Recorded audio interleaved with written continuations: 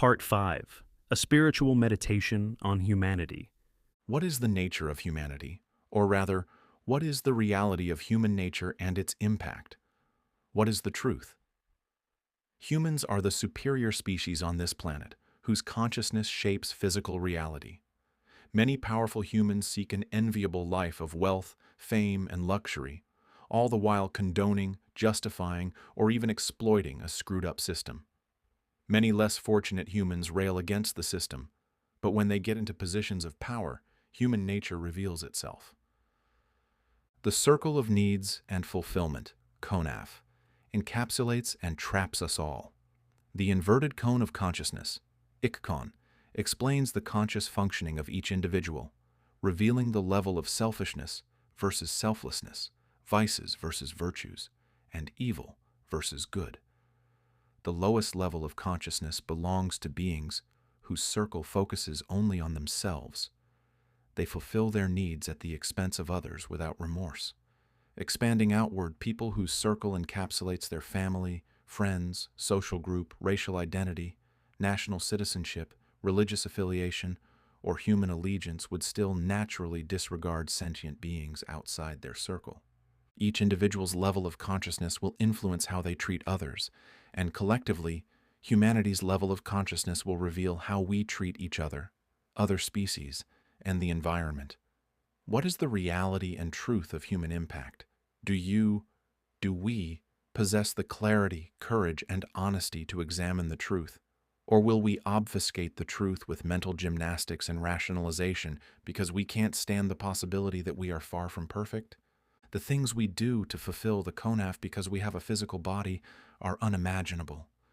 The cruelty and horror committed by humanity are unfathomable. Words fail to capture the painful reality and only lend to intellectualizing the issues, as if it's an academic or philosophical endeavor, while flesh is torn and blood is spilled. Despite the ideal of kindness across typical religious and secular societies, humanity is a disappointment proven by our actions and impact. This isn't pessimism, it's realism. Like puppets. We cling to life, seeking pleasure while avoiding pain, which sets the stage for all that we become. We are puppets being pulled by invisible strings of needs. Glide your fingers along these taut and cold strings, slowly trace upward to their source. Would your fingers eventually touch the puppet master? Who is the puppet master, and why such a cruel predisposition? Once I realize humanity is just puppets being pulled by strings beyond ourselves, the former love-hate sentiment is replaced by deep sorrow. The answer was always there, out in the open. Observe how things in nature function and exist. The struggle to live and reproduce plays out trillions upon trillions of times in countless physical forms. Humanity is just a part of it. We are the pinnacle of success in the system's design. Nature contains countless examples of cruelty. We can accept one animal doing it to another because it is what it is. When one ant or bee colony slaughters another colony, can we say the victor is evil?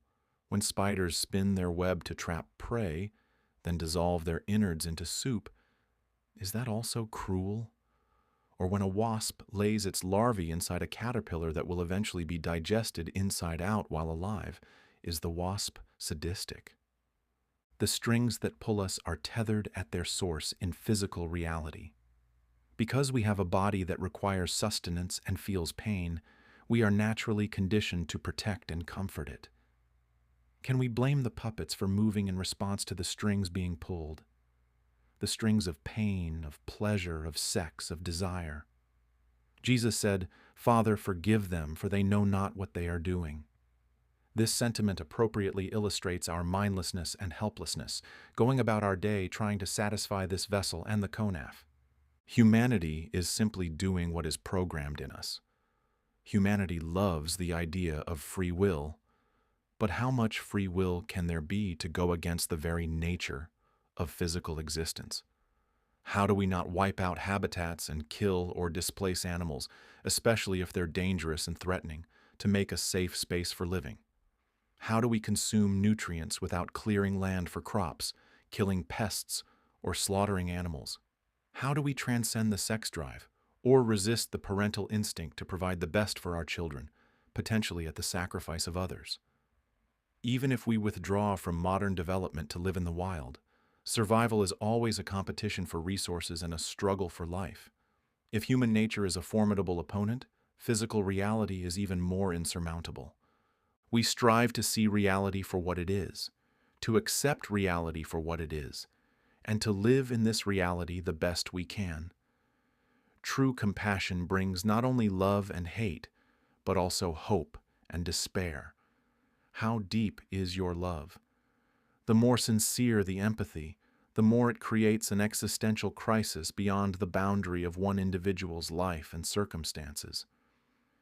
In this space between love and hate, hope and despair, we must be careful not to compound further unnecessary suffering to ourselves and others, as if that will atone for our sins, tormenting our mind with constant guilt, or torturing our body with extreme asceticism will not bring salvation to others.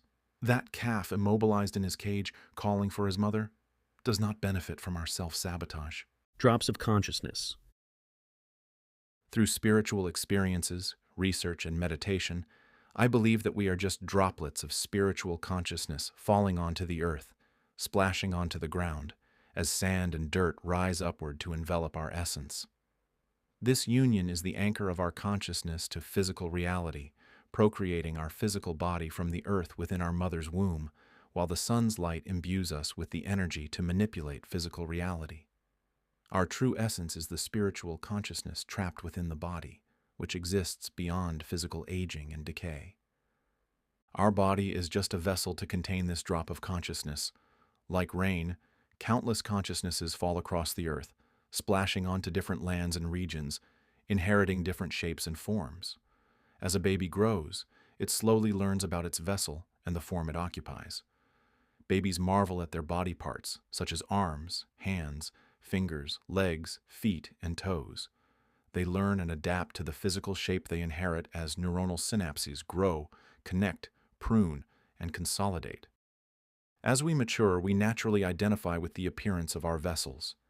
We examine the natural contours and features of our faces, trying to appreciate the good angles while disheartened by the bad ones. We slowly acknowledge, oh, this is me. This is my face and my body. As it changes over the years and over time, we unquestionably identify with it. We also learn the rules, customs, and culture of our people and start to recognize the various identities inherent to our vessel: sex, ethnicity, and race. As we socialize and further explore our identity, we come to incorporate nationality, religious affiliation, athletic home teams, and various achievements into a growing web of identifications. We live with this body day in and day out. Only I intimately experience the pleasure and pain with my body. Only I intimately feel the joy and suffering of my life. If I don't experience my ups and downs, who will experience them for me? If I don't watch out for myself, who will? Therefore, I naturally try to maximize pleasure while minimizing pain for myself. Naturally, drops of consciousness in physical vessels over-identify with the vessel, mesmerized by the vessel. The vessel truly is a temple for our consciousness that we should care for, but we easily become trapped in vanity. For the sake of libido and status, people understandably chase after physical beauty. Our ego and self-esteem fall and rise with the perceived beauty of our vessel. If some people are lucky, their vessels are naturally beautiful, with gorgeous features and great physiques. With effort, they can maximize their beauty and admire it even more. If some people are unlucky, their vessels might not possess the commonly appreciated beauty by society's standards. When consciousnesses place high value on the imperfect vessel given to them, they develop an inferiority complex and forget their true spiritual worth. In many cases, consciousnesses subject their vessel to plastic surgery to pursue some ideal of beauty, matter over substance. Competition and conflict. As consciousness over-identifies with its vessel and forgets its inherent spiritual value, it is mindlessly pulled by the strings of konaf. It fights tooth and nail to fulfill its circle at the expense of those who fall outside it. How expansive is its consciousness, or how encompassing is its identification? Which beings are included within its boundaries of awareness and concern, and which beings fall outside of it? If the inverted cone of consciousness, ikon, of an ego is akin to a paper cone holding water, the volume of water represents the expansiveness of one's consciousness. When a consciousness functions at the lowest level, at the bottom tip of the cone, it also means that the consciousness is very small and holds barely a drop. As more and more water fills the cone, the consciousness naturally becomes more expansive, voluminous, and reaches a higher level. Eventually, the expansiveness of the consciousness will overflow the constraint of the cone, transcending physical boundaries and recognizing the limitation of the arbitrary vessel. When a consciousness is small in volume and low in level within the ikon, trapped by all sides inside the vessel, it's akin to a frog at the bottom of a well, believing the entire world is a narrow tunnel and the entire sky is just a blue circle above. Beings of lower consciousness are very attached to their vessels and are mindlessly pulled by the strings of needs. If their vessels arbitrarily belong to one group, such as a specific nationality or race, they will unquestionably act in the best interest of that group, even at the expense of others. Not only is the consciousness small, but it's also trapped in darkness, far removed from the light above. For instance, if a drop of low consciousness inherits a vessel that happens to be white or black, that being will naturally identify with its racial identity, fervently fighting to prove its superiority. Similarly, a drop of low consciousness can also over-identify with its nationality, passionately fighting for the national safety, glory, and superiority of its nation over others. The over-identification with their vessels, which naturally possess various arbitrary traits, is the source of ongoing division, separation, and conflict. Examining physical reality.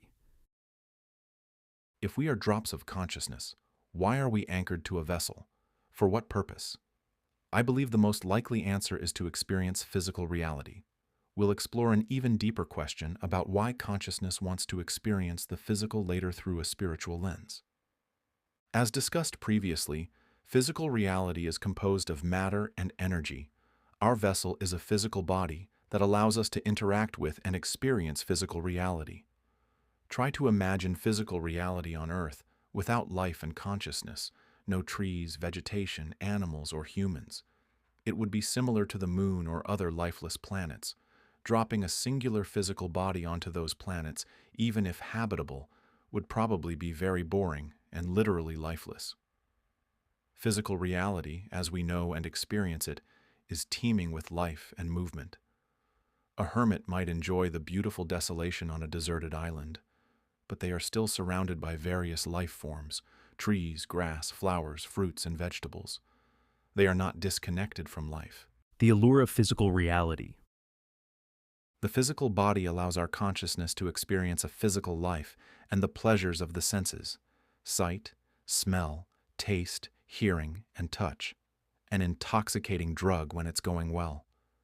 We get to enjoy delicious food and drink, beautiful scenery, aromatic scents, mesmerizing music, sexual ecstasy, gentle caresses, and sublime comfort. Our senses rejoice in all the glory physical reality can offer. Our consciousness is stimulated with novel and interesting experiences. This aspect is the most fundamental enjoyment of the physical realm. A web of connections. The next level up, we have the opportunity to interact with other beings within physical reality, a central hub for consciousness anchored to physical bodies. We exist amidst a vast ocean of lives, giving rise to the beauty of relationships, connections, and the exchange of ideas. We find pleasure in deep connections and sharing our thoughts. This forms the basis for affirmation of existence. We bond and entertain one another with countless tender moments, unpredictable responses, and ingenious creations. The enjoyment of our senses and connections is an intoxicating attraction of physical reality. However, like all things, light and shadow are two sides of the same coin. The foundation of physical reality is the existence of physical matter and energy. Our vessels interact with physical reality by matter against matter and energy against energy. This simple fact dictates the nature of physical reality. Once a life is brought into existence, the living being is naturally and inexplicably compelled to go on living. Outside of inquisitive minds that question the very foundation of survival and existence, most living beings mindlessly pursue the act of living and enjoyment, oftentimes ruthlessly. What are the requirements for survival? The requirements of physical existence.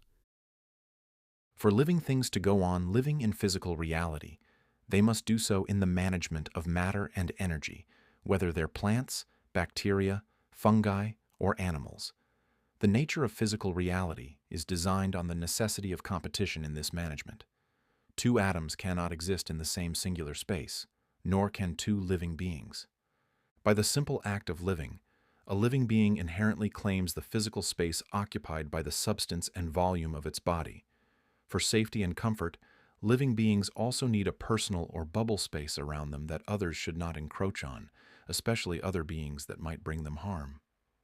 Living beings need comfortable space around them to move and breathe and not have to mind other beings. Expanding physically outward, living beings must protect their fragile vessels from damage within a narrow range for homeostasis and comfort. They must build a shelter for protection, preferably in a good and comfortable location, which requires even more selected space. Once shelter and protection are secured, the next requirement for survival is the consumption of matter and energy through absorption, digestion, transformation, and excretion. This applies to all living beings, whether herbivorous, carnivorous, or omnivorous. Living beings are programmed to go on living or continue their species through reproduction. Life designs the act of sex to be pleasurable and desirable, while the drive for sex is powerful, especially for animals in heat. Vessels procreating vessels. These rules of physical reality further compound the need for the competition of life against life. Countless examples in nature exemplify this struggle. Depending on their level of consciousness, a living being will mercilessly fight to the death for their survival, existence, and enjoyment, advancing their own self-interests and that of their people. The identification with form, sex, gender, orientation, family, tribe, ethnicity, race, nationality, or religious affiliation is a source of belonging and comfort that can also engender atrocity. The battleground of life is also a place for consciousness to test their competence and superiority. In Hindu mythology, the asuras are divine beings who live to compete with one another in eternal discord. Beyond humanity. The nature of physical reality dictates the nature of all living beings, including the nature of humanity. All living beings are compelled to live, and therefore strive toward living, compelled to compete and consume. Humanity is fortunate to be the best at it on Earth. Had any other species developed superior capability to dominate all others, the outcome would probably be similar, or worse. The Konaf encapsulates them as well. How would any superior species fulfill their needs, especially for space, safety, security, protection, sources for nutrients and energy, venues for stimulation, and the assertion of their superiority? Imagine if felinity somehow possessed superior intelligence and was miraculously gifted with the power of telekinesis to manipulate physical reality better than our dexterous fingers. What kind of society would they create? And how would they treat the inferior species, including humans? A feline overlord. Imagine this scene. A huge door opens with majestic creaking as a human being enters a beautifully decorated throne room. The human cowers and moves nervously toward the center of the room, glancing upward at the steps fashioned after the ancient Egyptian pyramid that lead to the royal throne. At the very top, a royal feline being reclines comfortably on a plush cushion, licking its paws. The human carefully states its business, while the royal feline seems uninterested. As the human waits nervously for a response, it feels the increasing awkwardness and quietly clears its throat to catch the feline's attention. The royal feline considers this reminder an intrusion to its contemplation and glances downward at its subject. Suddenly, the human levitates above the ground, rising higher and higher. It starts to panic and whimpers frantically. Its body begins to contort in different awkward positions, enough to be painful but not enough to break bones or sinews. The human begs frantically for mercy as the royal feline looks unbothered. After a short time, which feels like an eternity for the poor human, it is flung across the room and falls to the ground as the royal feline yawns. The human musters the strength to get up and crawl backward as a sign of deference, exiting the room. The giant doors slam shut and conclude this imagination. The nature of dominance. Any species who can dominate others will likely struggle the same way humans do. The conaf encapsulates them, and each individual of their species will function at a different level of consciousness, though collectively, the level is naturally low due to the gravitational pull of physical reality. Beyond the cruelty of humanity is the cruelty of physical reality. Since we are fortunate enough to be human and exist as the apex species, it's completely up to us how we treat the inferior beings. Are we mindless drones of physical reality? Can we hope to transcend its gravitational pull? Beyond physical reality. Since humanity is a puppet of physical reality, why is physical reality the way it is? Why is the physical universe the way it is? Why is life on Earth the way it is? We discuss the physical need to live, survive, exist, consume, compete, enjoy, and procreate, which is the source of humanity's cruelty.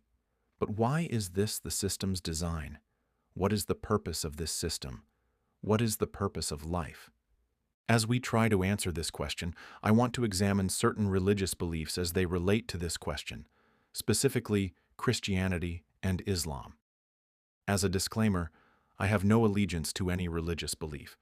My allegiance is to the truth, whatever it is, no matter how painful.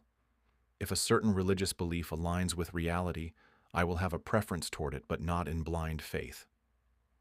This book is about an honest philosophical and metaphysical meditation on humanity, including religion. If you have a strong allegiance to a certain belief and are easily offended, please skip to the next chapter. It is not my wish to offend you, but I do intend to share my honest perspective on reality. The overarching purpose of Christianity and Islam is to believe in the right God. In Christianity, a person must believe in Jesus Christ and accept him in their heart for a chance at salvation. In Islam, a person must obey and submit to Allah for a chance at salvation. The God who created this physical reality is portrayed as all-powerful and all-loving. Those who believe in this God and follow certain commandments will gain salvation to heaven or paradise for all eternity, free from pain and suffering. Those who do not believe and follow the right God are damned for all eternity and forever separated from God, bound to endless suffering, torment, and torture. This is an extremely simplified version, as there are different interpretations and nuances in the various denominations. However, I want to address the perspective that God, portrayed by fundamental Christianity and Islam, who created physical reality, is loving, kind, and compassionate. The religious explanation for evil, cruelty, and suffering is the misuse of free will by humanity. What is the truth? What is reality? By now, I hope it is self-evident that life within physical reality is inherently cruel. It is a system designed for survival, competition, and death. Suffering is a natural byproduct of this system, though I wonder whether it is an unintentional byproduct or an intentional outcome. In all conceivable imagination and scenarios, if a superconsciousness is tasked with designing a system that thrives on suffering, could it be more creative than the design of physical reality? Living beings, including humans, must compete and consume. Many people would probably say the design of hell, specifically intended to torture and torment conscious beings, is worse than the current physical reality. However, the beauty and horror of physical reality result in countless sentient beings suffering torture, torment, or obliteration, unintentionally, whether through the universal struggle to survive or for a greater purpose to serve humanity. The list goes on and on. Hell and its torture methods that we imagine fail to compare to the actual cruelty and creativity committed by humanity toward one another and the inferior species. My love, hell is already here for countless living beings every second of every day.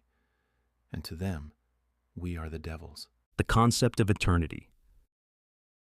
The true horror of hell, as portrayed by Christianity and Islam, is that it lasts for all eternity. Please take a moment to contemplate the length of an eternity. Truly comprehend the significance and weight of an eternity, especially for any crime, no matter how severe or unforgivable. Whereas the worst torture humanity can inflict will eventually end as the vessel breaks down and dies, an eternity is an unimaginably, creatively cruel endeavor. A typical human lifetime is normally about 60 to 100 years. Compare that duration to an eternity. It's simply unfathomable. The closest metaphor to even capture the difference is the size of a tiny electron compared to the entire universe. In terms of punishment, it's infinitely far beyond the offense of glancing at an important person the wrong way and then punished by having your eyes plucked out just after witnessing your entire family get tortured to death. The punishment is infinitely worse than the crime. What type of system is this, and who designed it? If we truly hold the ideal of virtues as our standard, let's pick two universal virtues, love and justice, to examine this concept of eternal punishment. The ideal of justice. As consciousness, we are limited only by our imagination, though to imagine a punishment that is infinitely cruel takes a special kind of consciousness.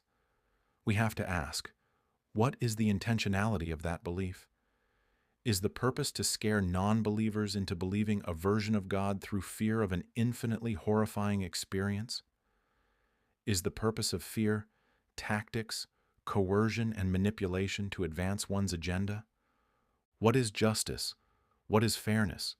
Reality has cause and effect, one event triggering another.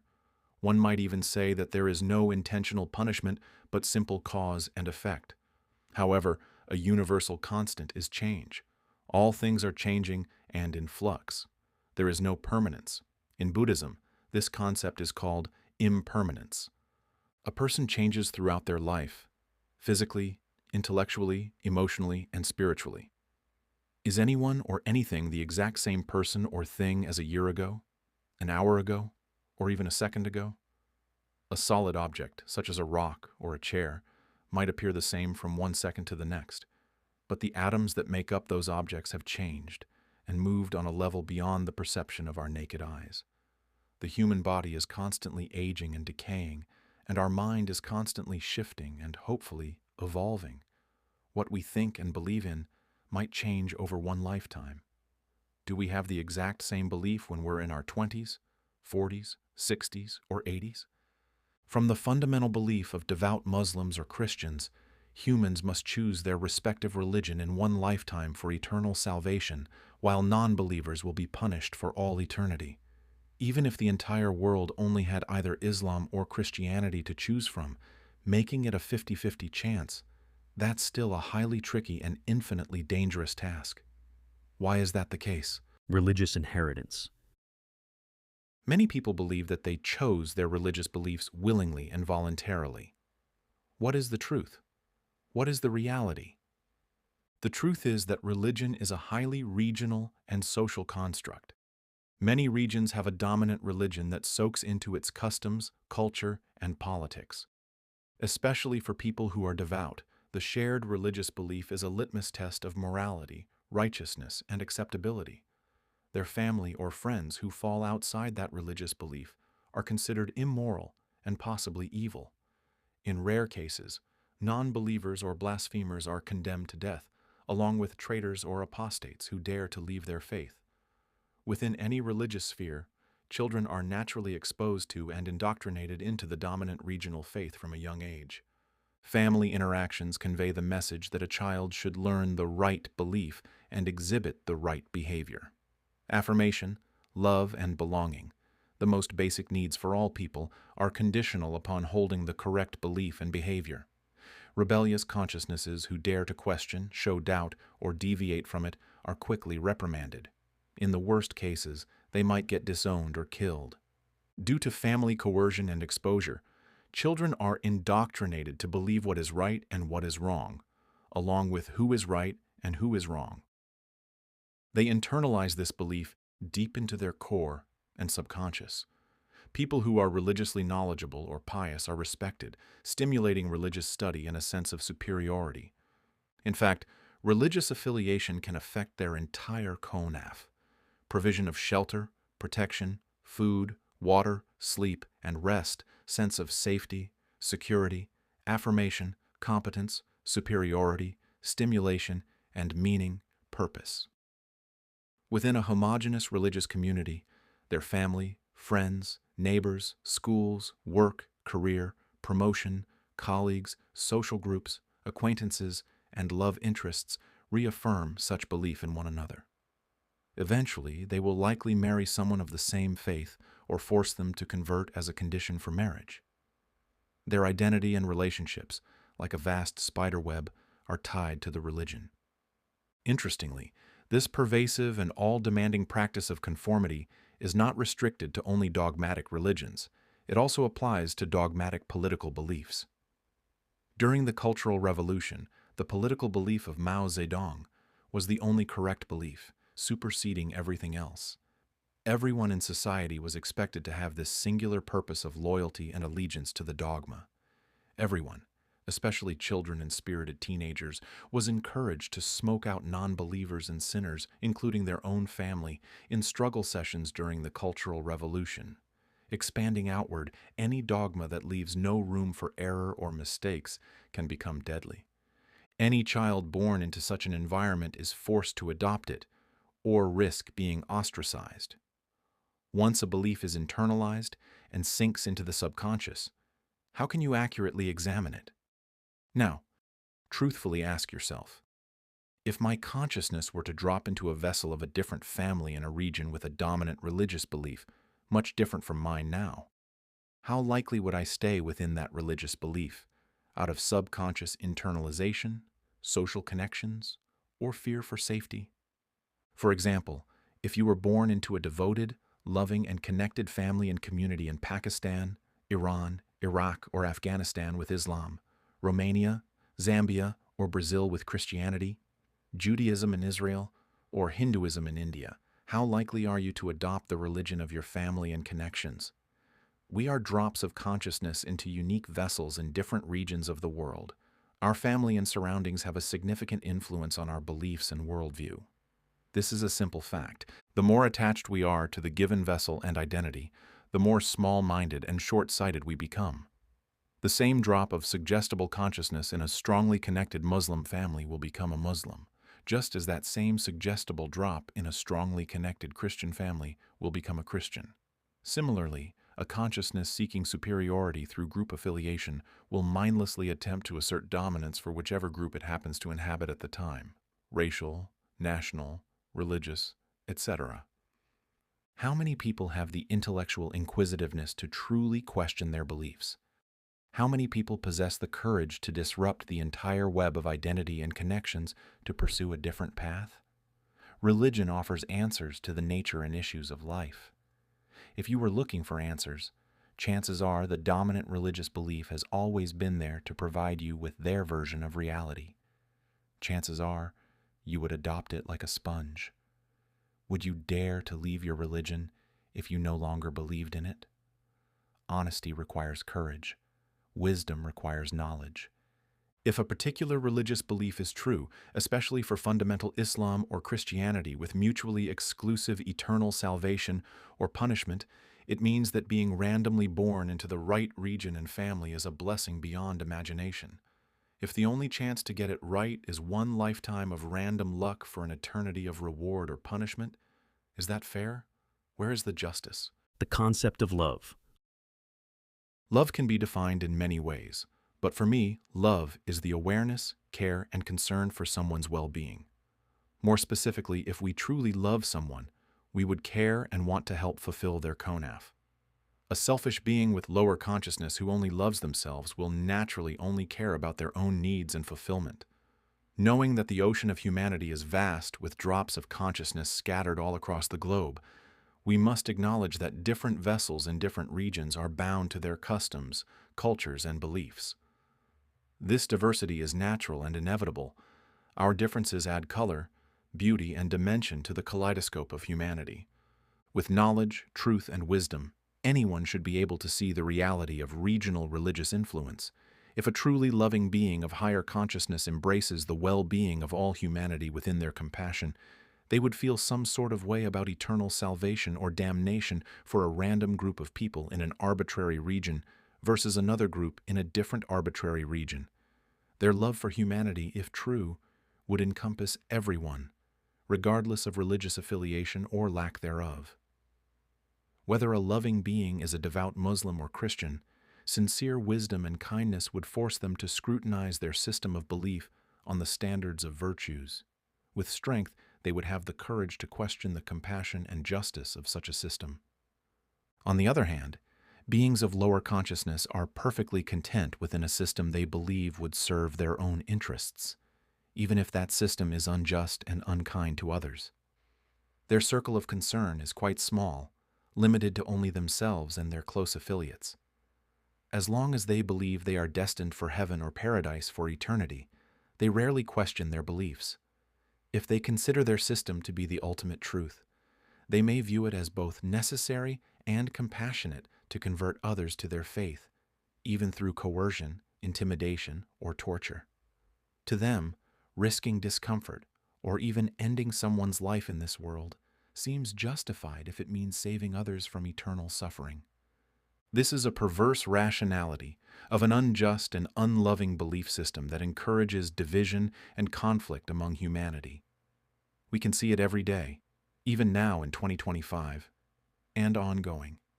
As long as beings function at a lower consciousness that caters to self-serving interests and superiority, there will always be conflict. What are the general descriptions of eternal heaven or paradise? There seems to be a promise of eternal spiritual happiness and contentment. Paradise is an environment of unimaginable beauty and abundance, with endless food and water, free from danger and risk, ultimate affirmation with God and loved ones, proven competence and superiority to be chosen, endless stimulation, and the highest meaning. In certain versions, one might also have access to many beautiful virgins. The primitive libido of the flesh appears enduring and eternal, even in the spiritual realm. These descriptions seem to fulfill the konaf very well. If one is to imagine what would make the vessel happy, they did a good job with the enticement of heaven. However, the consciousness that dreamt up such heaven is too grounded in physical reality and attached to the vessel. This reflects the limitations of such consciousness and its imagination. They can't fathom consciousness without a physical body. What is consciousness without the moderation and filtering through a physical body, its five senses, driven by the pleasure-pain principles, trapped in ego? My first disillusionment. Every drop of consciousness into a unique vessel would naturally have different experiences. The journey of this life is to experience and explore. Some consciousnesses choose to focus on the vessel and explore the myriad physical pleasures the five senses can bring. They grow very attached to their vessel, developing an ego and desire to assert their vessel's superiority and dominance to hoard more resources. Other consciousnesses focus more on the spiritual aspects and attempt to minimize the vessel, its ego, and consumption. Every path and its strategies play out differently. Personally, I value knowledge, truth, wisdom, and spirituality. When I was 19 years old, I told my then boyfriend, who is now my ex-husband, that I somewhat wanted to be a monk. Neither of us took it seriously, but as I grow into my being, it becomes more true as time goes by.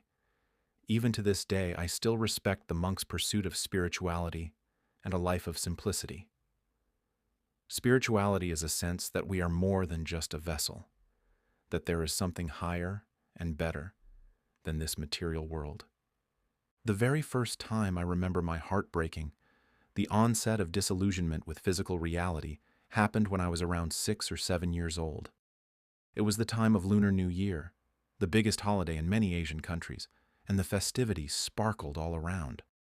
Lunar New Year is especially amazing for kids because we would get money from the adults in red envelopes after saying a few trite wishes for good health and good fortune. The excitement was even more palpable with the contagious, joyful spirit from everyone around. Long strings of firecrackers would loudly applaud the occasion to welcome in the new year all across the neighborhoods. The smell of firecrackers had an oddly addicting smokiness to it. On that particular night, we joyfully visited a Buddhist temple within walking distance. New Year festivity coupled with temple visits for good luck are common rituals. I remember the sheer joy and pure happiness of the occasion. However, as we approached the temple, I noticed many beggars scattered around the entrance and inside the temple ground as well. The fancily dressed temple-goers exuding joyful spirit, sharply contrasted with tattered bodies trapped in desperation.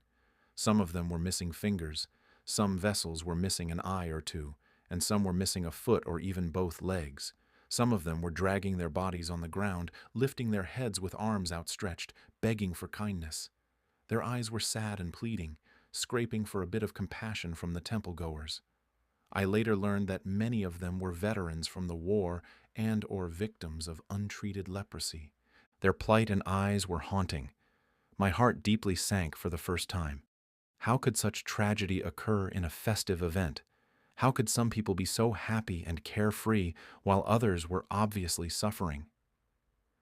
My family members gave some of them a bit of money, but we eventually pulled away and focused on the task at hand, praying to the Buddhas for good health and good fortune.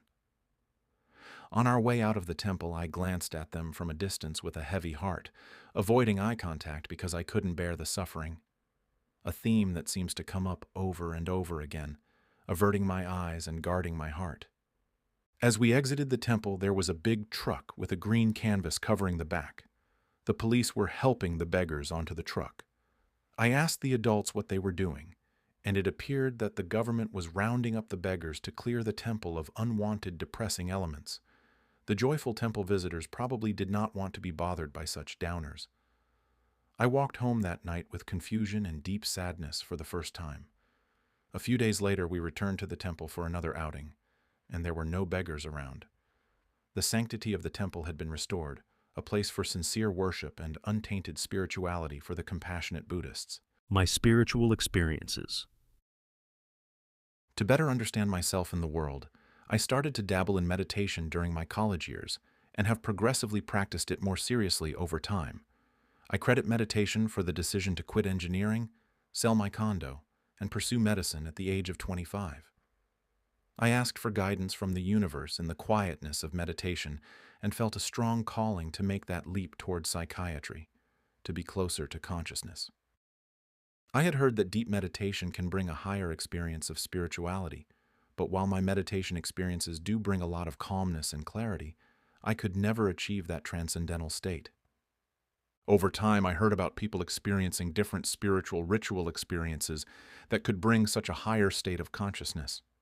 Some cultures across the globe have rituals that engage directly with this endeavor, such as the Amazonian indigenous tribes, Native American tribes, Mazatec indigenous people, or the Siberian shamans. I heard about a sense of universal oneness, a deep connectedness among all beings, an all-encompassing love, and a transcendental perspective that is life-changing. I also read about near-death experiences that commonly describe a tunnel leading to a vast light space, an encounter with a loving spiritual being helping the person to do a life review, with the ultimate lesson about love, compassion, and service. An encounter at the zoo. Speaking of near-death experiences, I almost drowned when I was 7 or 8 years old. My parents took my brother and me to the zoo in Saigon on a nice sunny day. About halfway through the visit, we stopped by a big pond to rest. My parents sat on a bench nearby while my brother and I ran down to the water's edge. I remember seeing some small fish in the pond and crouching down on the edge to stick my hand into the water, trying to catch them. Suddenly, there was an abrupt change in awareness that flipped me into the spiritual realm. I remember suddenly being in a dreamlike state with hazy vision. As I looked up, I saw a bright glowing orb, and somehow I knew it was heaven.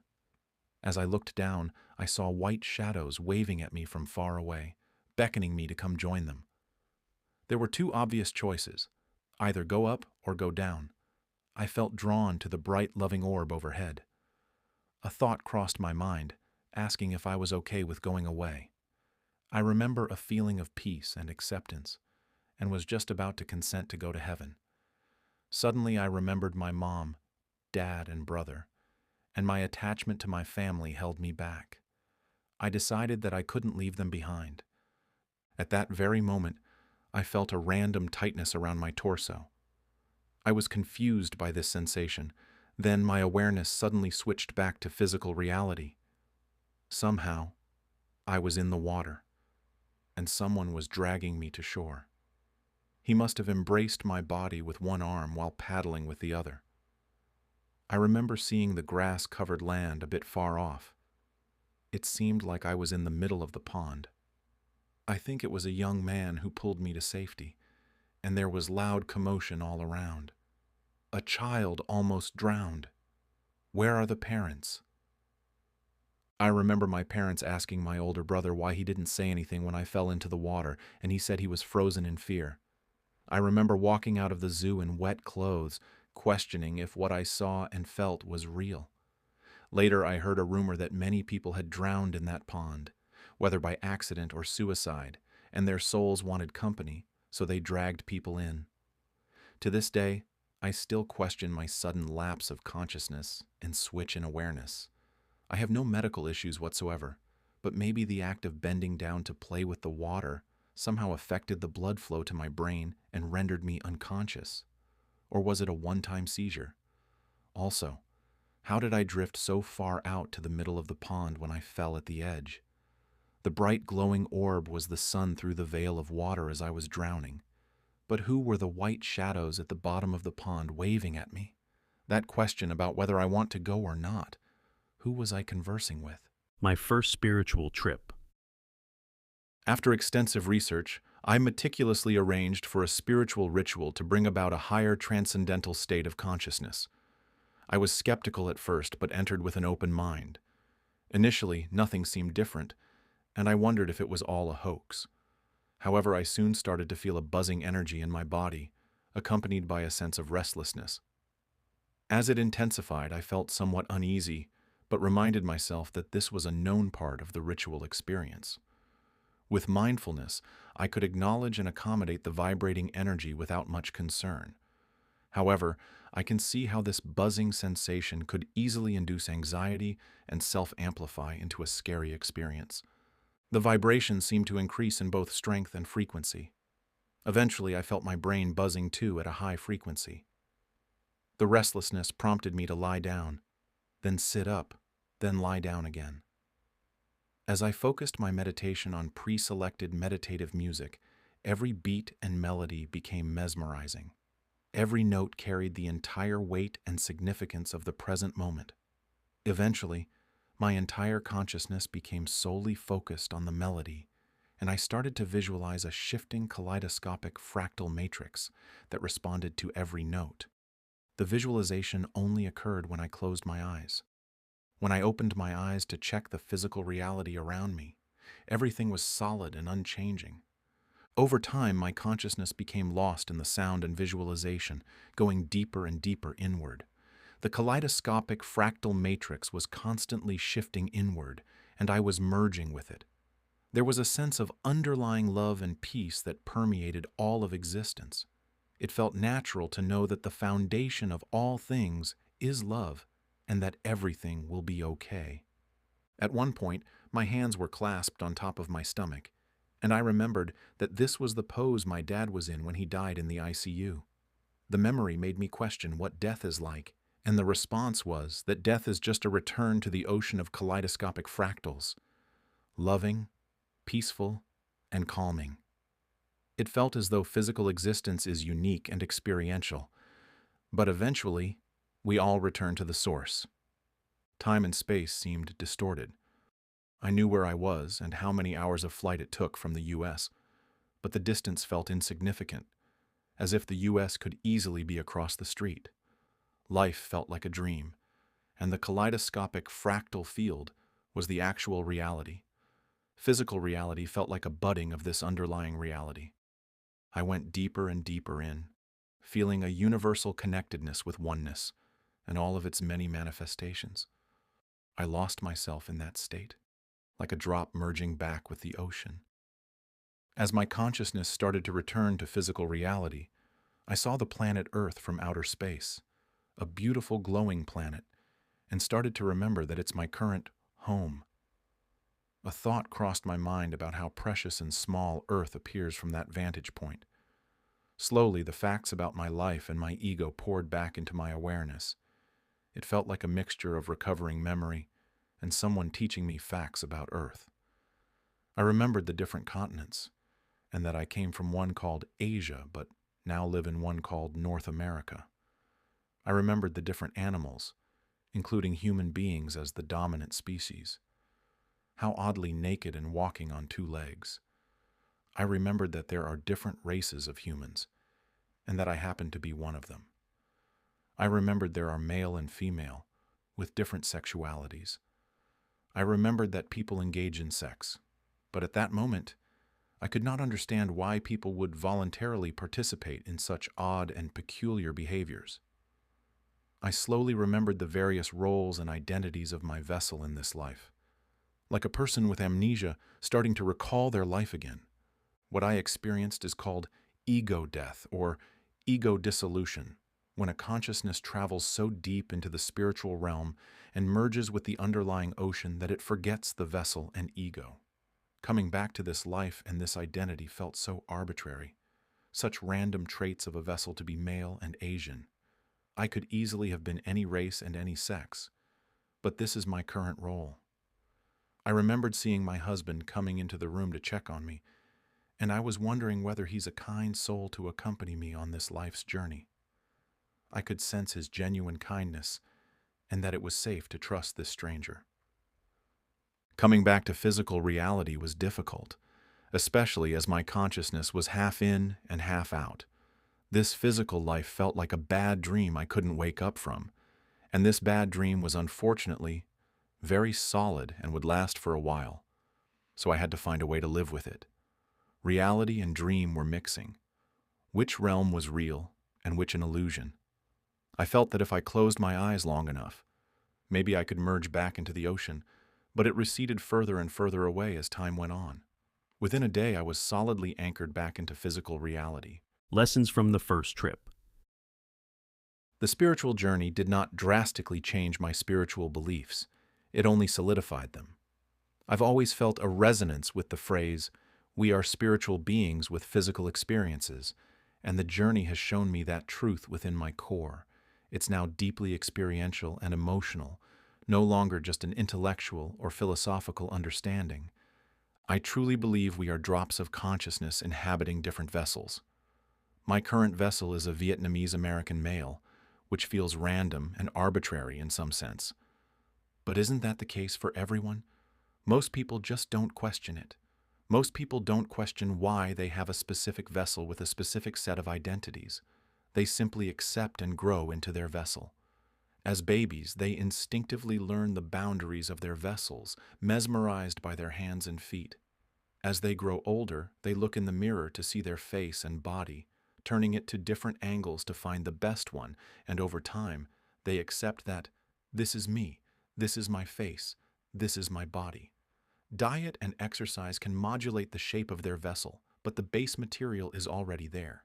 They can pay for drastic plastic surgery to change the vessel, but it is still a vessel. And because they have a vessel, the strings of needs to sustain the body give rise to the konaf. As people get older, they learn about the significance and history of different identities linked to their vessels: gender, sexuality, race, nationality, ethnicity, tribe, and likely religious affiliation. Out of natural instinct, people's consciousness tends to expand to include these identities, whether out of self-preservation or kinship. When the group we belong to does well, we can likely reap some benefit from the association. Survival and existence are enhanced when we belong to the right group, and people can fight tooth and nail to assert their group's superiority.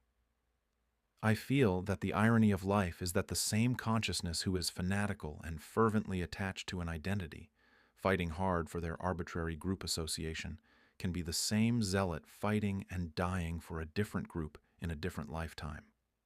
Maybe they will fight on both sides if their consciousness does not expand fast enough. They might be stuck in an endless struggle, fighting against themselves to advance their arbitrary group's self-interests. I'm still not sure why our drop of consciousness is attached to a specific vessel, but I feel there's an underlying reason for it. I do not believe it is random. Whether the reason is affinity or karmic resonance, it probably makes sense on a wider scale of things. What I appreciate about inheriting the Vietnamese vessel is Vietnam's long, rich, and painful history of struggle against more powerful forces. China dominated Vietnam for roughly 1,000 years, but the rebellious and indomitable spirit burned relentlessly to resist assimilation.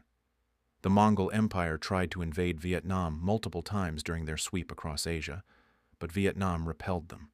Later, it was the French colonization, then the Japanese occupation. Then came the U.S. alliance with the South Vietnamese government, but with enough covert power to arrange for the assassination of its president. In the U.S.-Vietnam War, the U.S. dropped approximately 4.6 million tons of bombs on Vietnam soil, which is more than the total tonnage dropped by all sides during World War II. The residual effect of Agent Orange, such as cancer, neurological disorders, congenital disabilities, and physical malformations, is something many people are enduring. Currently, there are ongoing issues with the much more powerful China, but that's something affecting the entire region.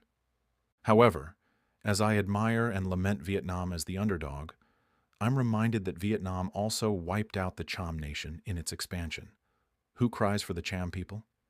When the table turns and the power differential is reversed, how many beings of consciousness can resist the urge to abuse it? Without doing so, Vietnam would not be the Vietnam we know today. That's just the nature and gravitational pull of physical reality. A long history of fighting against powerful forces probably instilled within the DNA of the Vietnamese people a fighting spirit. Also, the many years of conflict and war left a deep emotional scar on the people, with countless heartbreaking love songs about lovers going off to war or lost to betrayal. These are songs that can easily plunge me into a pond of sorrow. Maybe that's why I chose this vessel, struggle and pain. Is there a more powerful force to struggle against than humanity and physical reality? It's also a reflection of the struggle within ourselves to transcend our own nature. That same night after my first spiritual trip, I felt a calling to write a book to share the message about consciousness and existence. I started writing immediately after that day in July 2022, and my sleep was never the same. The book consumed me, and I'd wake up in the middle of the night with spontaneous thoughts and ideas I wanted to put down. Some people might think that writing only happens when an author sits down in front of a desk, but from my experience, I write with my life and obsession in almost every waking moment, because life, existence, reality, and consciousness are all around us. The second spiritual trip. Because the spiritual journey felt like home, I carefully arranged for another ritual experience. In the approximately 1.5 years since my first spiritual trip, a lot had happened. My first book was getting close to being published, and the act of writing had really forced me to confront the pain buried deep in my heart. Because love is the underlying reality, compassion is the natural outcome. However, holding true compassion for sentient beings in this physical world is bound to bring suffering. Because so many beings, humans included, are suffering at the hands of humanity. My philosophical and spiritual beliefs solidified over the years, and it's an ongoing process. On my second spiritual experience, I wanted to probe the universe about the suffering of physical reality, and therefore my mental suffering because of it. The ritual felt much more familiar the second time. I still did not see any visual hallucinations when I looked at my physical surroundings, but oddly enough, I did not have any mental visualization like last time. Despite drifting deeper into the spiritual realm, I did not see the kaleidoscopic fractal. The sensation of universal love and connectedness was still there. Every beat of the melody was still all-consuming. I probed the universe about the content of my first book, which emphasizes the importance of wisdom, kindness, and strength, and I received an answer that I was on the right path. There was a sense that, if the message is widespread, that foundation of virtues could be a beacon of hope and guidance for many people. While I did not experience ego death this time, the concept that we are drops of consciousness in physical vessels was very prominent. At one point, I felt as though my consciousness was drifting in outer space, surrounded by darkness, illuminated by stars and galaxies. I felt the presence of three colossal spiritual beings without form. Despite the pervasive sense of serenity and universal love, I intentionally broke that peace and probed these spiritual beings about the suffering on earth, and that emotional pain prompted me to cry. I felt the tears and sadness, but was somewhat removed from it, half feeling the pain and half watching myself experience the pain. A gentle and caring voice said to the colossal spiritual being closest to me, "Don't stress out your vessel too much." And I could feel a soothing effect. There was a sense that everything will be okay despite the suffering, that there was a bigger scheme where everything fit in perfectly. I wondered if my suffering and aspiration to alleviate suffering for others were pointless, since love and peace are already pervasive. But there was a gentle confirmation that love is triumphant, and my endeavor is on the right track. Interestingly, there was a sense that my consciousness within the current vessel is only a fragment of one of the colossal beings, like a drop of an ocean being poured into a cup. Only a tiny amount can be contained while the rest overflows. I felt small and insignificant, but deeply connected to a higher power. Lessons from the second trip. While I did not experience ego death the second time, the message was consistent. There is a pervasive foundation of love in all of existence.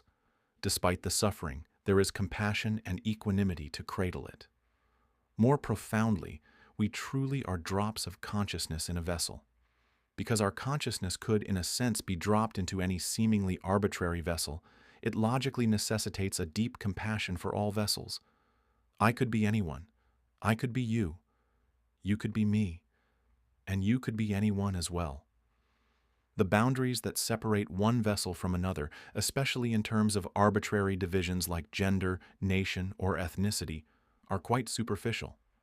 If a person can truly feel this truth, not just on an intellectual or conceptual level, but deep within their core, the divisive issues such as racism or sexism would become utterly pointless and obviously lower consciousness mentality. I call my patients by their name, but ask the parents or grandparents if I can call them by their title, whether it's mom, dad, grandma, or nana, basically whatever title the kid calls them. Since I'm horrible with names, it helps reduce the need to try to remember more names, but it also serves as a gentle reminder that those titles come with certain expectations and responsibilities. To be someone's mother, father, or caretaker, the person is responsible for helping to fulfill the entire conaf for that child. It indirectly asks, how are you ensuring safety, security for the child? How well are you affirming your kid? What messages are being conveyed? How are you nurturing or supporting their sense of competence? How are you helping with their stimulation? Are they, or will they be competitive enough to thrive in this world? Are you helping them to understand and responsibly manage their sex drive? Are you helping them to find meaning and purpose in life? On a deeper level, I imagine my drop of consciousness falling into their vessels since birth, and wonder how I would turn out given their circumstances. When I call someone mom or grandma, despite being of a different ethnicity, which happens quite often as an Asian psychiatrist in the US, I ponder if, in a different arrangement, this person could easily be my mom or my grandmother. When we think and feel this way, there is a deep connection between all of us. Our consciousness expands to envelop others, and we can transcend our rigid identity to see ourselves in others' shoes. The basic purpose of physical reality. The only reality that we truly know with our senses is the physical reality. We wake up and live in it every single day, feeling the strings of needs pulling at us. We stress about finances to ensure safety and security, worry about affirmation, feel nervous about competence, search for stimulation, ponder our uniqueness, competitiveness, and superiority, and wonder about the meaning and purpose of our lives. We crave comfort and pursue luxury. Libido grips us and compounds the need for connection. Survival and existence are the most basic purposes of physical reality. While the conaf encapsulates us all, how expansively can we widen our circle, And how many different groups of sentient beings can we include in our compassion? The size of our circle affects our love and concern for others. The smaller our circle of consciousness, the more we behave inconsiderately and selfishly. The wider our consciousness, the more we embody love and compassion. The harsh truth of physical reality is one of survival and competition. Nature is beautiful, but it is also impartially cruel. We see the struggle for survival of all living things. Human beings just happen to be really good at this game. On that same note, any physical being who can dominate this physical game will also dominate other species and the environment.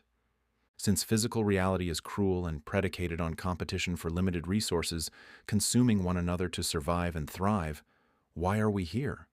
Or rather, why was physical reality created in the first place? The nature of physical reality. As I ponder the cruel nature of physical reality, I question the hands that created it. Why design such a cruel system? Or rather, why was such a cruel system designed? Humanity loves the concept of free will, but possessing a physical body automatically traps us in the pleasure-pain principle. How much free will is there when we must pay heed to the pain and pleasure of our physical vessels? From a certain perspective, we are more like puppets dancing in a competitive game.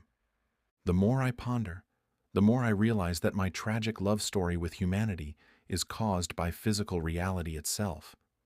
Humanity is simply fortunate enough to have done well and overcome adversity. A lone human in the wild will quickly face all the perils of the environment: weather, predation, insects, parasites. Our civilizations and developments are not free blessings but hard-won battles against the environment, other animals, and each other. When I realized this, it was disheartening. A cruel reality created by a potentially cruel God, whether by accident or entertainment, is a devastating realization. It would also explain why such a God's cruelty is exemplified by intentionally perpetuating a system that damns the non-chosen groups to hell for eternity. It explains the gravitational pull of the konaf, tempting people to be selfish and self-serving, which is the default and natural state of being. I thought I stumbled onto some radical belief through a logical examination of physical reality. How will religious people feel about this discovery, that the creator of physical reality is cruel and possibly evil? Apparently, the concept of an evil God is not new. The Christian Gnostics, whose religion is called Gnosticism, believed that the material world was created by a lower and flawed God, the demiurge, out of ignorance or arrogance. This lower God is a divine being, but one of lower consciousness, who is prideful, arrogant, petty, and vindictive, desiring constant worship and obedience to stoke its ego, lest its wrath fall upon the sinners. Within its creation of the material world, divine sparks are trapped in physical bodies, unwittingly forced to play the game of life and death, over and over again, in endless cycles of reincarnation. Gnostics believed that Jesus Christ was a spiritual leader, a manifestation of a being of higher consciousness, who descended to earth to teach humanity the requisite knowledge to transcend the cycles. Salvation is through self-transformation and liberation from worldly attachment. The Christian Gnostics were considered heretics by the Orthodox Christians due to their radically different beliefs about the nature of God, the role of Jesus Christ, the authority of the Church, and the path to salvation. Starting from the 2nd century CE, Orthodox Christians began to gain power, leading to the suppression and persecution of Gnosticism. Separation by caste. Since I grew up with Buddhism and the Buddha, Siddhartha Gautama, was from India, I have always felt an affinity for India. Hinduism and the Vedic texts from thousands of years ago contain profound wisdom and laid a foundation for many concepts found in Buddhism and Eastern spiritual philosophies. India is also the country with the most vegetarians, a potential sign of higher consciousness. However, one concept that has intrigued me is the caste system. Originating from ancient Hindu scripture, the caste system divides society into a hierarchical structure based on birth, occupation, and social status. There are 4 main varnas, or social classes: Brahmins as priests and scholars, Kshatriyas as warriors and rulers, Vaishyas as merchants and traders, and Shudras as laborers and artisans. Beneath these classes are the Dalits, or the untouchables, who tend to perform tasks that are necessary but considered impure or polluting, such as handling corpses or carcasses, sanitation work, and leather work. A drop of consciousness into a vessel assigned to one of these castes has no chance to change its status. They are stuck in it for their entire lifetime. This hierarchy based on birth, occupation, and way of living is unfortunately another way for the privileged class to assert their superiority. A person can simply feel superior and look down on another person by their birthright. Caste-based discrimination is an unfortunate reality that can affect a person's access to education, employment, housing, healthcare, public services, and social connections. Caste-based discrimination is a sign of lower consciousness, an over-identification with one's vessel, and an incapability to expand consciousness to include people of other castes. If we are to judge a person by the content of their character and their level of consciousness, the division based on caste would become less concrete.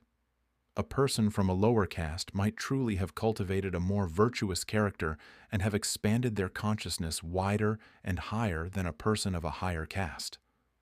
Nothing is written in stone. A person can contract or expand their consciousness in one lifetime, so their level of consciousness is not permanent. The experiential purpose of this physical world. Given that the physical world is cruel, why does it exist? Could it truly be a cruel joke of a bored creator? It's interesting to note that Gnostic belief is very similar to Buddhist philosophy, which started around 600 BCE. Buddhism believes that the physical world is a place of temptation and attachment, which brings suffering. Consciousnesses are trapped in a cycle of birth and death to enjoy the pleasures of life, but also consequently suffer the pain for countless lifetimes. The Buddha said that the tears each consciousness has shed throughout different lifetimes can fill an ocean.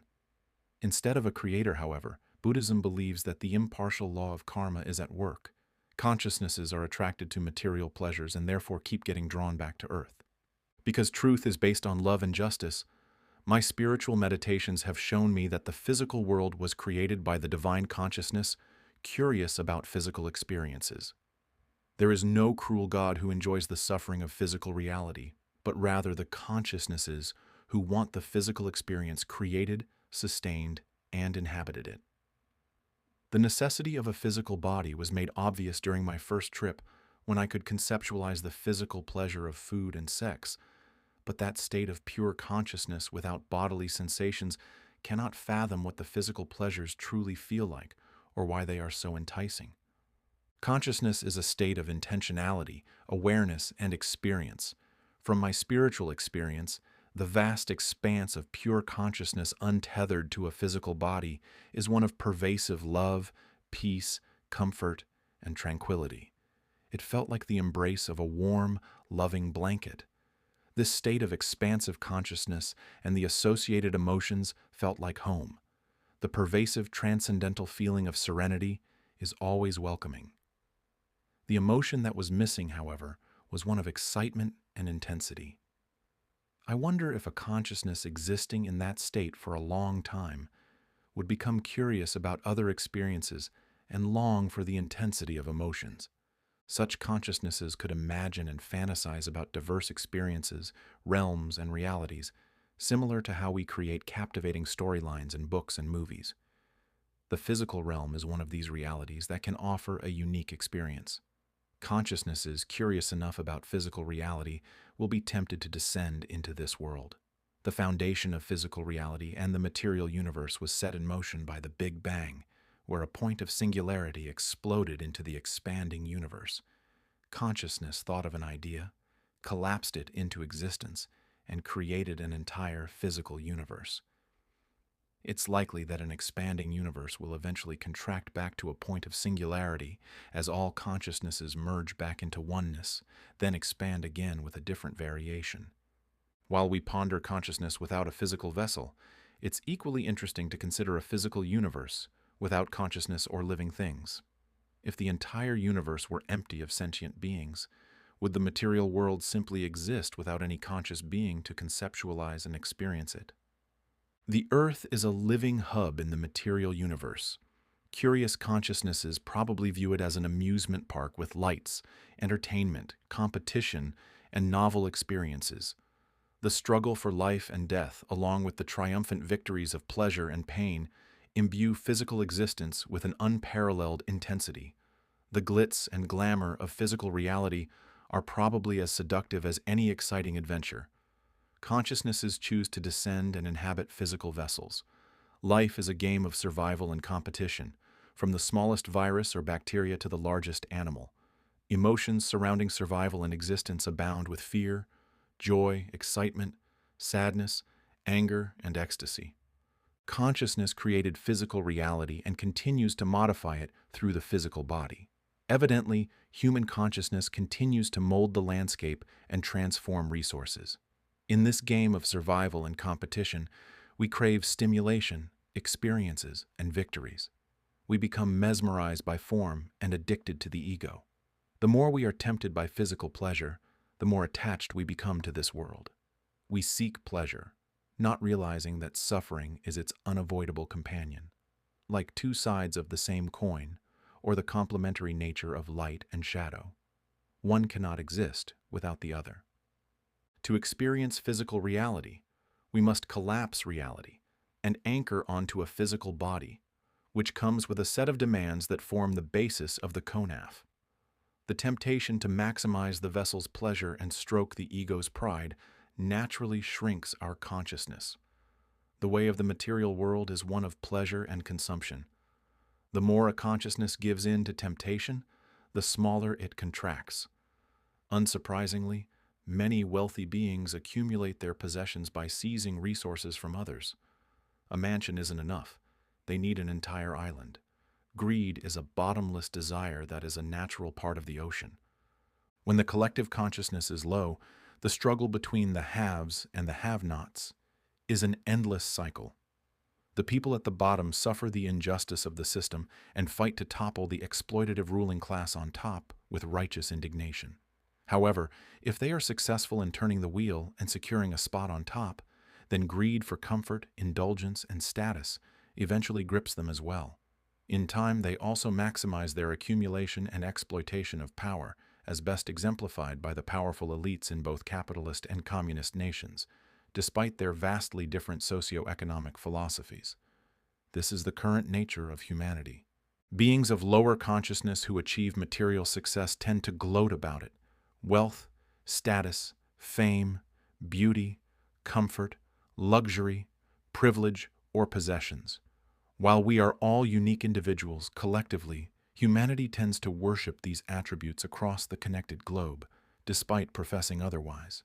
Corporations capitalize on and stoke these obsessions for profit. Endless products and boundless accumulations are created without regard for resource depletion, pollution, or waste. In the quest to maximize profit, the optimization of efficiency disregards the voiceless and helpless victims, such as impoverished villagers, the environment, and animals. People go on living their best lives, fulfilling their conaf, and raising their families with little regard for others, all the while believing they're different from the collective. This is the natural baseline of physical reality. The spiritual purpose of physical reality. Because I have experienced spirituality and truly believe that we are just drops of consciousness inhabiting a physical vessel, I do not accept the premise that our purpose is simply to experience and enjoy physical reality. To understand physical reality, the conaf is self-evident, and the gradual expansion of the conaf creates the inverted cone of consciousness ik-con system. It is possible to gauge beings as of lower or higher consciousness, which span an entire spectrum, from the lowest sadistic selfishness to the highest sacrificial selflessness. Like many spiritual systems, I believe that consciousness is not destroyed when the vessel expires, but continues to seek a compatible environment, a resonance. Consciousness can shrink or expand over a single lifetime, depending on how much it succumbs to the gravitational temptation of physical reality. A person who gives in to selfishness, sensual pleasures, and vices such as lust, greed, and pride will be drawn to a compatible environment in this life and the next. In selfishness they live, so in selfishness they seek. However, as seasons change and winds shift, they might not always be the beneficiary or victor of selfish intent, but eventually become its victim. What goes around comes around. For instance, a consciousness addicted to superiority will seek out life journeys filled with competition. Their over-identification with the vessel gives rise to a big ego, one they seek to enhance and elevate. If they are highly competent, they will likely experience many triumphant moments, emerging as victors in numerous life stories and returning for more. However, as fortune rises and falls, there will be instances when they cannot compete with more capable egos. The winner becomes the loser, the hunter becomes the hunted, and they unwittingly rush back into physical reality over and over again, shrinking their consciousness to focus on self-serving survival and gratification. Through different lifetimes, they will be drawn to a vessel and environment that matches their affinity. Consciousness expands or contracts, but is generally attached to physical pleasure and thus cyclically anchored to physical reality. On the other hand, if a consciousness continually expands, elevates, and transcends its vessel and the ego, the temptations of physical reality become less and less enticing.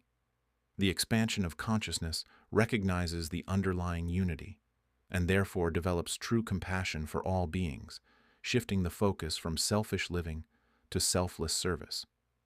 The goal is the alleviation of suffering for all sentient beings, while striving toward transcendence beyond the pull of physical reality.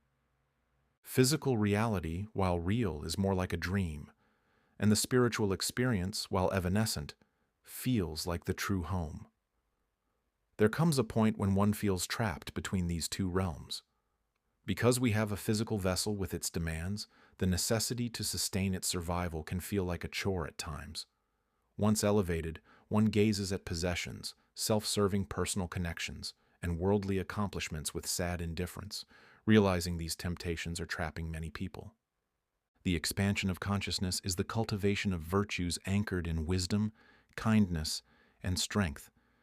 As we develop these characteristics over different lifetimes, we cultivate personality, intellect, hobbies, interests, and natural talents. This system explains child prodigies or individuals who seem to possess an old soul. Some consciousnesses grow and learn from lifetime to lifetime, while others waste their talents and opportunities. There is no punishment, just karmic resonances and opportunities. We dive into physical reality over and over again, dozens, hundreds, or even thousands of life journeys across space and time throughout the physical universe, victors in some, victims in others. The abuser becomes the abused, and vice versa. Round and round we go. Do we not see this even in one lifetime, the rise and fall, or how the abused becomes the abuser? Hopefully, a consciousness will expand beyond the containment of physical reality, having lived in it, contemplated it, and truly grasped its nature. The true spiritual purpose of physical reality is for consciousness to develop true compassion. It is easy to believe that we are all loving and kind beings in the spiritual realm, but the truth is put to the test when we must compete for survival and existence. The gravitational pull of physical existence reveals the true character and level of development. If and when a consciousness transcends this world, would that same consciousness choose to re-anchor to physical reality? For what purpose? Once moved on from physical reality, unbound and limitless, would that consciousness exist in a state of pure being? Can a higher consciousness full of compassion turn its back on the endless suffering and simply move on? The identification of the ego. This is worth repeating, but you can skip this section if you can truly feel and see things this way. When consciousness drops into a vessel to experience physical reality, it adapts to the form, shape, and functionality of the vessel. Physical life and experiences intertwine intimately with the vessel. Over time, consciousness becomes inextricably tied to the vessel. Outside rare moments of transcendental spiritual experiences, especially those involving ego dissolution, we struggle to imagine consciousness without the vessel. Our thoughts and feelings are predominantly linked to the body, which gives rise to the ego. The combination of consciousness and the vessel produces the existence of an ego, with all its attributes and affiliations. We develop an identity based on our looks, such as the appearance of our face, physique, body size, and shape. Additionally, we learn that our vessel is tied to certain ethnicity, race, culture, and nationality. We also anchor our existence in family, friendships, accomplishments, and occupations. The formulation of our ego is based on all these things and more, forming a web of connections and identities. As consciousness seeks to assert its existence and uniqueness, we naturally chase after status and wealth. As consciousness seeks to indulge in experiences, we yearn for power and control. The question of, "Who am I?" becomes a superficial concept when consciousness answers through its different attributes and affiliations, such as, "I am my name," physical attributes, occupation, roles, connections, sexual orientation, gender identity, religious belief, nationality, ethnicity, etc. As people identify with their vessel, and consequently over-identify with their ego, they fully surrender to the game of physical reality based on consumption, competition, superiority, and indulgence. The boundary of their consciousness shrinks to a self-serving focus, ranging from extreme singularity of selfishness to more expansive isms, nationalism, racism, sexism, etc. On sex, gender, and orientations. As consciousness drops into different vessels, there are experiences that do not conform to the typical. For example, reality includes people beyond the cisgender heterosexual category. As already illustrated in Buddhism, a consciousness might take a male form in one life and a female form in another. The mannerisms, feelings, or sexual attractions from the previous life might still be ingrained in the current vessel. This is perfectly okay. Live and let live. Once humanity stops making a big deal about it, it won't be such a big thing or have a special status. On abortion. As we are consciousness dropping into a vessel, and even a living cell has some consciousness, abortion is a tricky and politically charged topic. The term itself, abortion, refers to the aborting of life. An egg or a sperm is a living entity with a rudimentary level of consciousness and intentionality. In their union, the merging of cells gives rise to a more advanced and developing consciousness that will eventually result in a human being. On the spectrum of consciousness, it's fascinating to imagine the progression from single cells to a complex multicellular organism. But where is the cutoff point? From my perspective, pregnancy is not a mystery. We know exactly how people become pregnant. In my first book, The Topic of Libido and Sex Drive attempts to deconstruct this insidious magnetism. It might seem boring or provocative, depending on your familiarity and comfort level, but the consequences of unchecked libido are life-changing, ranging from harassment, infidelity, and rape to murder. In cases such as significant health risks or rape, the necessity of abortion is more understandable for many people. However, in cases where sex is consensually recreational, the chance of pregnancy should not come as a shocking surprise. The act of sex is designed to propagate vessels for life, and pregnancy is the natural expected outcome. If people want to enjoy sex, they should do so responsibly to minimize harm to themselves and others. A critique on toxic positivity. Within the fields of psychology, spirituality, and self-help, there is a natural desire to help people feel better, often driven by both good intentions and financial marketability. Instead of striving toward truth as a path to wisdom and fulfillment, the focus on achieving a feel-good effect functions more like a drug, numbing and distracting from the pain. This mentality minimizes suffering and overlays a veneer of resilience, gratitude, joy, and self-love. While the messages sound supportive and motivating on the surface, they often invalidate and gloss over trauma, pain, loss, and struggle.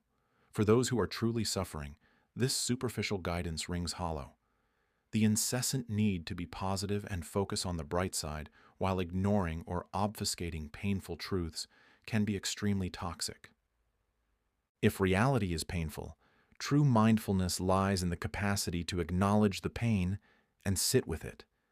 We cannot process what we avoid. Toxic positivity in psychological self-help bulldozes the complexities of reality. Even worse, there is a virulent strand within New Age spirituality that also points toward oneness, conveying that consciousness is the foundational reality beneath all experiences. However, it often stops there. The message suggests that because we are all fragments of oneness, all we need to do is recognize this truth, and that's it. We are already amazing, awesome, phenomenal, loved, etc. Simply go on living and enjoy the experience of physical reality. However, just because we are fragments of oneness does not mean we should not strive to expand our consciousness, cultivate virtues, and approach oneness. The toxic positivity of spirituality is akin to saying, the Buddha was Indian, so if I happen to be Indian, I'm good, no matter how I live my life. This short-sighted thinking minimizes the urgency to strive, grow, evolve, and mature in the precious gift of a human lifetime. It condones and encourages the status quo because that's exactly what most people are already doing, trying to live and enjoy life. For beings of lower consciousness, such a life is fine and expected. However, that mentality is undoubtedly self-serving and self-focused, the definition of lower consciousness. While they are fragments of oneness, they are also very far from oneness. There's a quote that captures this sentiment. Every day, we drift further away from God's light. The human world is a prime example of that, and toxic positivity nurtures it along. The dark forest theory. In my disillusionment with humanity, I used to read the news every morning, secretly hoping for extraterrestrial alien contact. I naively hoped that a superior alien species would come to Earth to assist in our evolution, humble our arrogance, and demonstrate the need for compassion toward inferior species, especially since humanity would be on the receiving end. Surely, a more intelligent and scientifically advanced species would naturally also be more compassionate. Right? As we discussed previously about the difference between intelligence and consciousness, my assumption was incorrect. A highly intelligent scientist of lower consciousness, lacking compassion, would have no moral qualms about conducting horrifying experiments on fellow humans to satisfy their curiosity. In the realm of science fiction, the dark forest theory, proposed in the series Three-Body Problem by Liu Cixin, posits that every advanced planetary civilization is inherently selfish. To assure their survival, they must hunt or be hunted. The different life forms and civilizations scattered throughout the vast universe are akin to different animals living in a dark forest. They must hide in the dark, lest they be discovered and hunted. If they become aware of another civilization, even if it is technologically inferior, it is in their best interest to destroy that civilization to prevent its potential technological evolution that might become a threat in due time. The goal is to survive and eliminate competitors before they can evolve into superior civilizations. This theory is based on the assumption that humanity is not the only advanced civilization with lower consciousness. In fact, every life form and advanced civilization within physical reality would be similarly trapped in lower consciousness, where their boundary of concern only encapsulates their own species. Across space and time, the gravitational pull of physical reality renders all life forms selfish. If humanity cannot transcend its identity and expand its consciousness to include other species, including extraterrestrial ones, is there any guarantee that alien life forms would have achieved this transcendence? It is a gamble to wish for a savior from outer space when they might be just as selfish and cruel, if not more so. With their superior technology, they might come to Earth to exploit resources, enslave humanity, hunt humans for fun, experiment on us for their scientific research, or raise us as cattle for slaughter. Truly, salvation must come from within humanity. It must come from each of us and eventually from the collective. The expansion of consciousness should be the ultimate goal for all living beings and civilizations, whether on Earth or elsewhere in the universe. Since one of the primary goals of existence is experience, cooperation and compassion among different species to promote diversity can better achieve this purpose. Lotus on fire. All endeavors have a cost. As a consciousness expands its boundaries, it naturally develops true compassion for others. Compassion is the genuine concern for well-being beyond oneself. As we expand our awareness and consciousness to include others, we begin to identify their joy as our joy and their suffering as our suffering.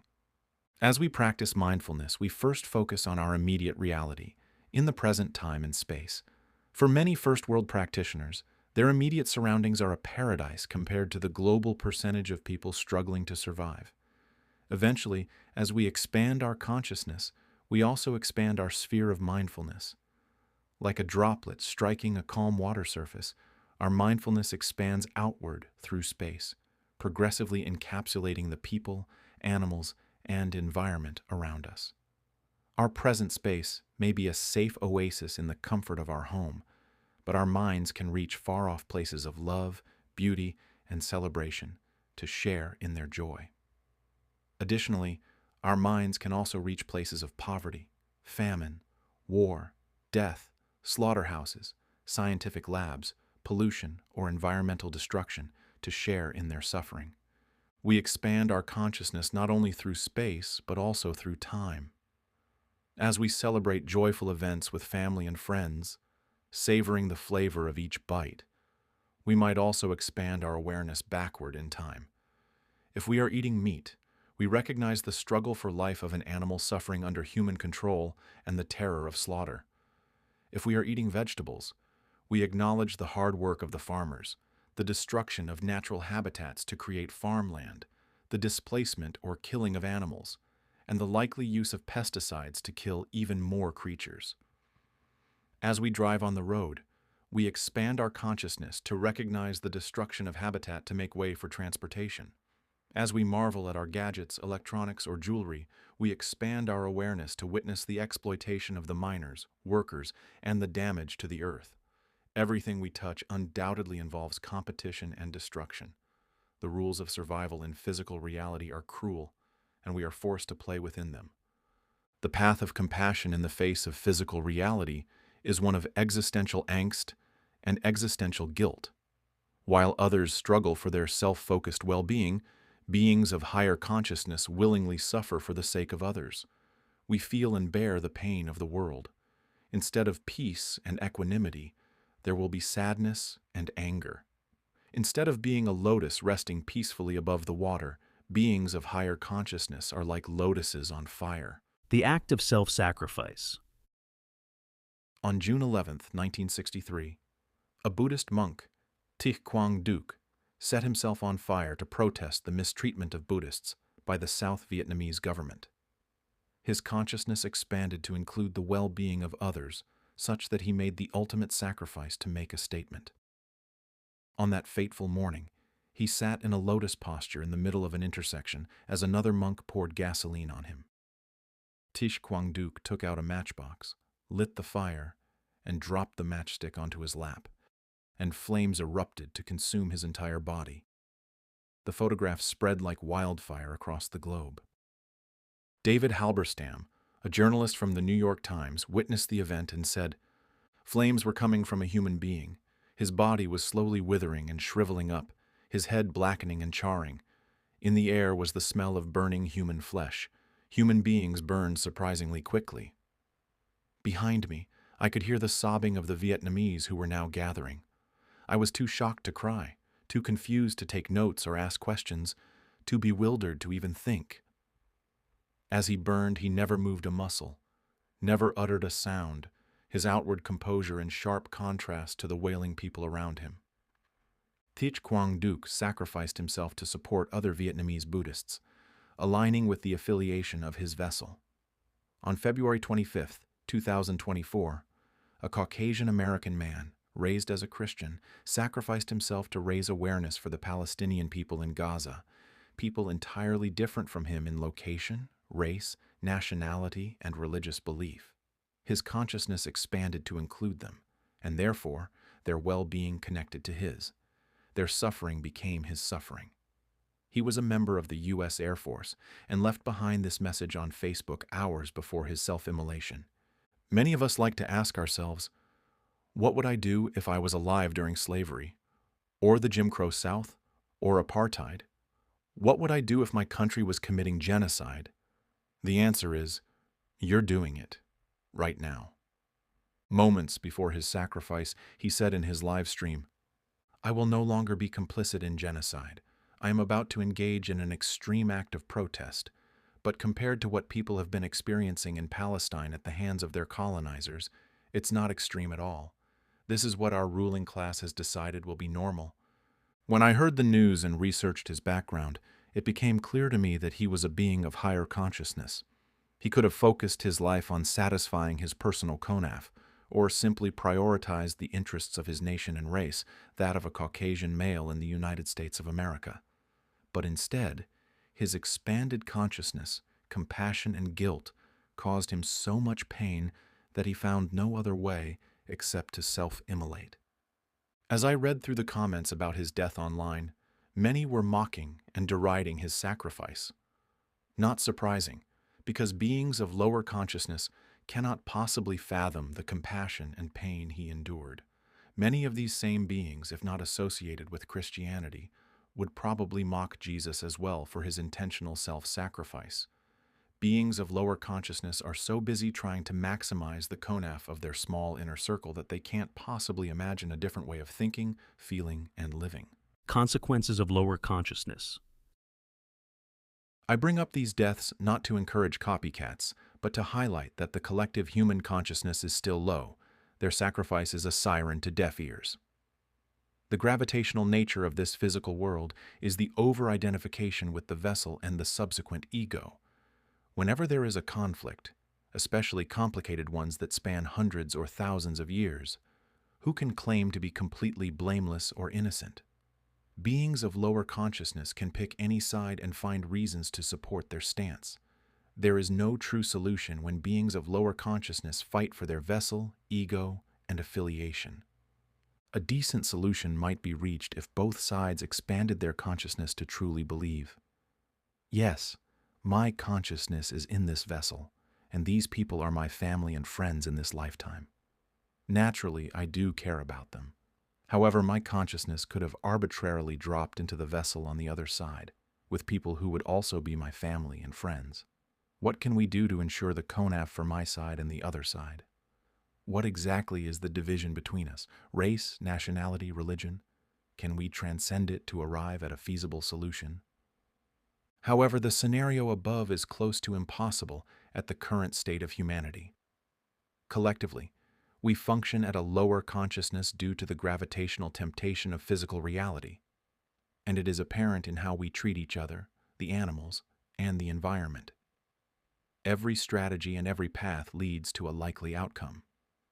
The path humanity is currently taking is one of self-destruction and worsening misery. As pollution and global warming exacerbate, the homeostatic systems in place to buffer drastic changes will eventually reach their limits, such as when the ocean maxes out its absorption of 30% of greenhouse gases. Despite scientific warnings for decades, the tipping point will flip as the ice melts, oceans rise, temperatures increase, and natural disasters worsen. Habitable lands for living and agriculture will shrink, and drinkable water will diminish due to pollution and absorption by the sea. As resources diminish, survival will become more critical. Instead of expanding consciousness, there will be an instinctual shrinkage of consciousness as people become more self-centered and focused on their own survival and protecting their families. Material interpretation of the rapture. More commonly in evangelical or fundamentalist Christianity, there is the concept of the rapture, where the chosen people are lifted from the earth to reunite with Jesus Christ in heaven, while the non-chosen remain on earth to suffer trials, tribulations, and the wrath of the end times. If humanity continues our path of destruction, drastically diminishing resources will trigger unimaginable suffering, compounded by extreme acts of selfishness and aggression for survival. When I was a teenager in the 1990s, the general sense of the future was quite optimistic, with amazing technological developments and better living conditions. Contrast that sentiment with the present reality. Today, the future feels more pessimistic, with a polluted landscape, ineffective technological interventions, diminishing resources, and desperate struggles for survival. Every younger generation inherits a less habitable environment, a more finessed but corrupt political system, and an increasingly cutthroat economic model. Are young people just incorrectly pessimistic? As always, what is the truth? What is reality? Space travel billionaire enthusiasts like Elon Musk hope to colonize another planet before what? Before the Earth decays into a rotting cesspool or becomes completely uninhabitable. Even if that dream comes true, who will be chosen? Who can afford to secure the limited slots for a new colony to escape Earth?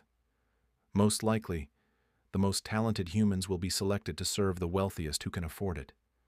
The average person and their families will be left behind to rot in the bed we've made. A brain drain from Earth will occur as the most intelligent and talented people will be tempted to live a better life elsewhere. What would happen to the new colony if humanity doesn't learn its lesson, with its mentality still trapped in lower consciousness?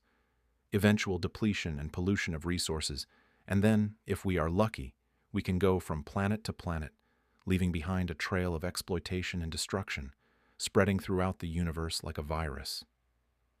This is the material interpretation of the rapture, the chosen versus the damned. Fragments of superconsciousness. In a spiritual sense, beings who can expand their consciousness to transcend physical reality will become incompatible with their vessel, thus ending the temptation that anchors them to another cycle of physical existence. Their consciousness is expansive and will seek further expansion beyond what physical reality can offer. The lesson is already learned, imprinted, and transcended. The most expansive consciousness that can grasp all realities, existences, and dimensions, transcending space and time, beyond infinity and eternity, is what human minds conceptualize as God, omnipresent, omniscient, and omnipotent. Imaginations and fantasies are endless. Each is a reality unto itself. Can a singular, all-expansive consciousness truly conceive all possibilities? From my spiritual experiences, it became obvious that this superconsciousness, oneness, wants to broaden its experience and split itself into countless fragments. Our physical reality is just one of its countless imaginations. Living beings are fragments of this consciousness, experiencing the material world. Since all of creation arises from oneness, everything is created and based on consciousness. When we dream, we are the agent in that constructed environment, which seems real and consequential to us, the landscape or the rock in that dream. What is the foundation of their existence? In our material world, quantum physics digs deeper into the foundation of physical reality. Material objects that appear so solid and real are composed of smaller and smaller subunits until the smallest perceivable foundation is either a particle or a wave called virtual particles, popping into and out of existence. The quantum field is a limitless potentiality, while existences collapse into reality, aggregating into bigger and bigger objects until they become touchable by our hands. At the macro level, physical objects are manipulated, transformed, and created by human consciousness. Like the crests and troughs of waves on the ocean, the condensation or collapse of the quantum field exists for a moment before dissipating again. Consciousness condenses to energy and then to matter. Matter and energy are interchangeable, and consciousness is the true essence. The physical reality perceived through our personal life seems long and permanent. But what is the actual duration of time within our experience in the grand scheme of the physical universe? What is the perception of time for a mayfly, whose adult form only lives for a few hours to one day, compared to a termite queen, who can live up to 50 years? Or the experience of physical reality for shrews or mice, who live about 1 to 2 years, versus that of bowhead whales, who can live up to 200 years? Things that appear permanent to one might seem obviously impermanent to another. What if the inexplicably fast condensation and dissolution of the collapsing particles in a quantum field of waves is experienced in extremely slow motion, where it feels solidly real and permanent to us? What if objects in our physical reality that seem so permanent are just transient objects popping in and out of existence depending on our perception of time? Truly, human consciousness creates cities and buildings in one instance that can be destroyed the next by nature or by our intentionality. This is a fascinating thought experiment on the conscious experience of time. The illusion of permanence is a matter of perception. The flow of sand. Physical life feels so real and permanent, especially when we're in the invincible thrall of youth. It's hard to imagine the impermanent nature of all things in existence, especially the building we reside in or the solid chair we sit on. When I was meditating at 2 a.m. on a beach in the Philippines, the wind was constantly blowing sand across me, and I felt my body as part of the flowing sand. I had the visualization that my body was composed of sand, briefly condensing in the flow of the wind before scattering again. Am I the concrete localization, or am I all the sand pieces that came and went? Where is the boundary of my physical being? How wide and far can my consciousness expand? I deeply felt the impermanence of this physical body, which seems so real and solid to actually be shifting, changing, growing and decaying, with tiny pieces aggregating and flaking off, like sands in the wind. Radio waves and their manifestation. The natural desire to cling to this physical body feels so futile. At best, the body is a temporary temple that anchors my consciousness, and it becomes difficult to fully experience physical reality when that anchor is damaged or malfunctioning, like an antenna trying to pick up radio waves. A broken antenna distorts the signal it receives. But does that mean the original radio wave itself is damaged? The wave still exists, whether or not it's picked up by the antenna. Could this be similar to how our vessel and ego function? The quality of the antenna and speaker determines how clear the sound is, but more importantly, the specific frequency the antenna can tune into decides which channel is brought to life. How does a radio wave realize it's more than just the sound coming from the speaker? In the chaos of different radio signals, is there a drive for each speaker to stand out, to sound the loudest, the most beautiful, or the most unique? Does distortion detract from or add to its uniqueness? And what happens when the wave starts to over-identify with the radio, thinking, "This is my channel, and that is yours"? Did we ever choose which channel we'd play?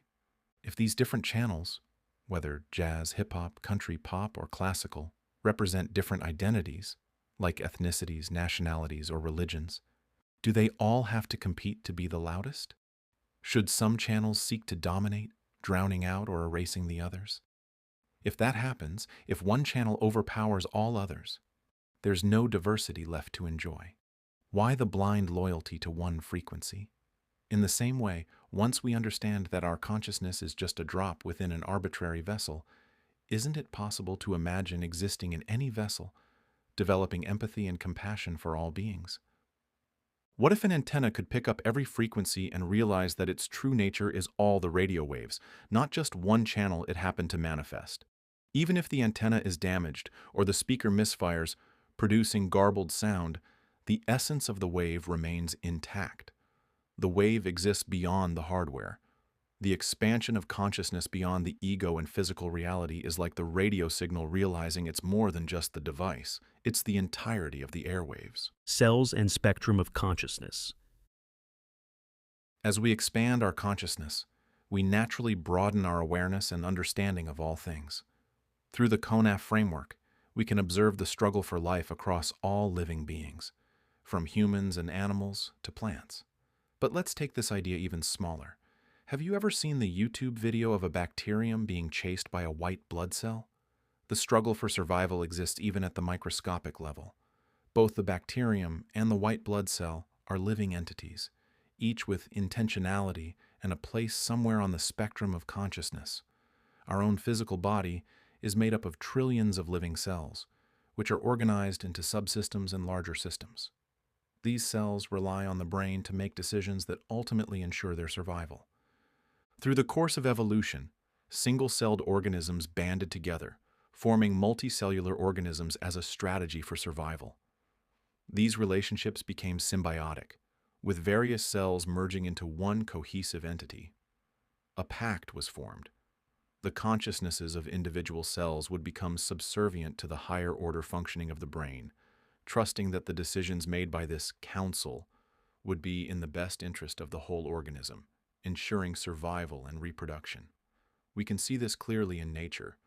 When a gecko loses its tail or a fox gnaws off its limb, the organism sacrifices those living cells for the sake of its overall survival. So how does this relate to us? Our own body, our vessel, is composed of trillions of cells that have made this evolutionary pact to entrust their survival to the decisions we make. But too often, we neglect this pact. We treat our bodies poorly, whether through unhealthy diets, lack of exercise, or worse, the consumption of toxic substances for momentary pleasure. Take smoking, for instance. Smoking a cigarette might deliver a quick hit of nicotine, but its toxic chemicals wreak havoc on the cells throughout the body. Even when a chronic smoker begins to experience trouble breathing or coughs up blood, clear signs of significant cellular damage, the addiction takes precedence, betraying the very survival pact our cells rely on.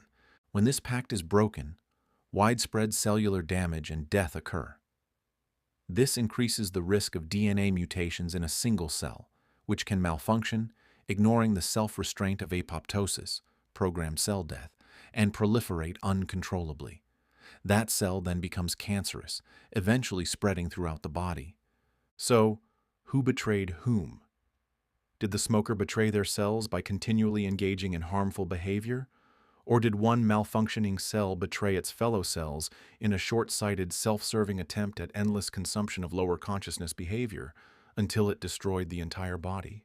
Interconnectedness and interdependence. On the vast spectrum of consciousness, each cell carries its own unique awareness, functioning according to its blueprint encoded within its DNA, a testament to nearly 1 billion years of evolutionary pact tracing back to the first single-celled organism. Our physical existence is the culmination of trillions of these conscious cells working in harmony, entrusting their survival to the choices we make. Imagine the chorus of these trillions of voices, rising and fading as cells are born and die, their collective hum giving rise to our individual consciousness. Our current existence is already an expansive encapsulation of trillions of lower consciousnesses, forming one intricate whole. The body is not merely a vessel. It is a living testament to interconnectedness, a pact of cooperation and interdependence. Within us, the beauty of empathy and compassion is already at work. Yet, when one cell betrays this sacred harmony, regardless of the carcinogenic cause or genetic misstep, it can trigger the collapse of the entire system. Our existence extends far beyond the body. It is bound by an intricate web of countless dependencies. Even something as basic as food or water is dependent on a delicate balance of weather, agriculture, transportation, distribution, and affordability, each of which is tied to economic systems, careers, and political frameworks. In nature, the food web reveals a complex dance of interspecies relationships. Survival doesn't favor the strongest, but rather the fittest, those most adapted to a changing world. Our very identity, our sense of self, is shaped by our upbringing, our relationships, and the affirmations of others. Just as one node can shake the entire web, one drop can send ripples across the surface of a still pond. One spiritual or political leader can transform the course of an entire society. One gunman can shatter countless lives. One belief can change the fabric of the world. We are the product of trillions of cells, each one vital, and we, in turn, are part of a much larger web of interdependence.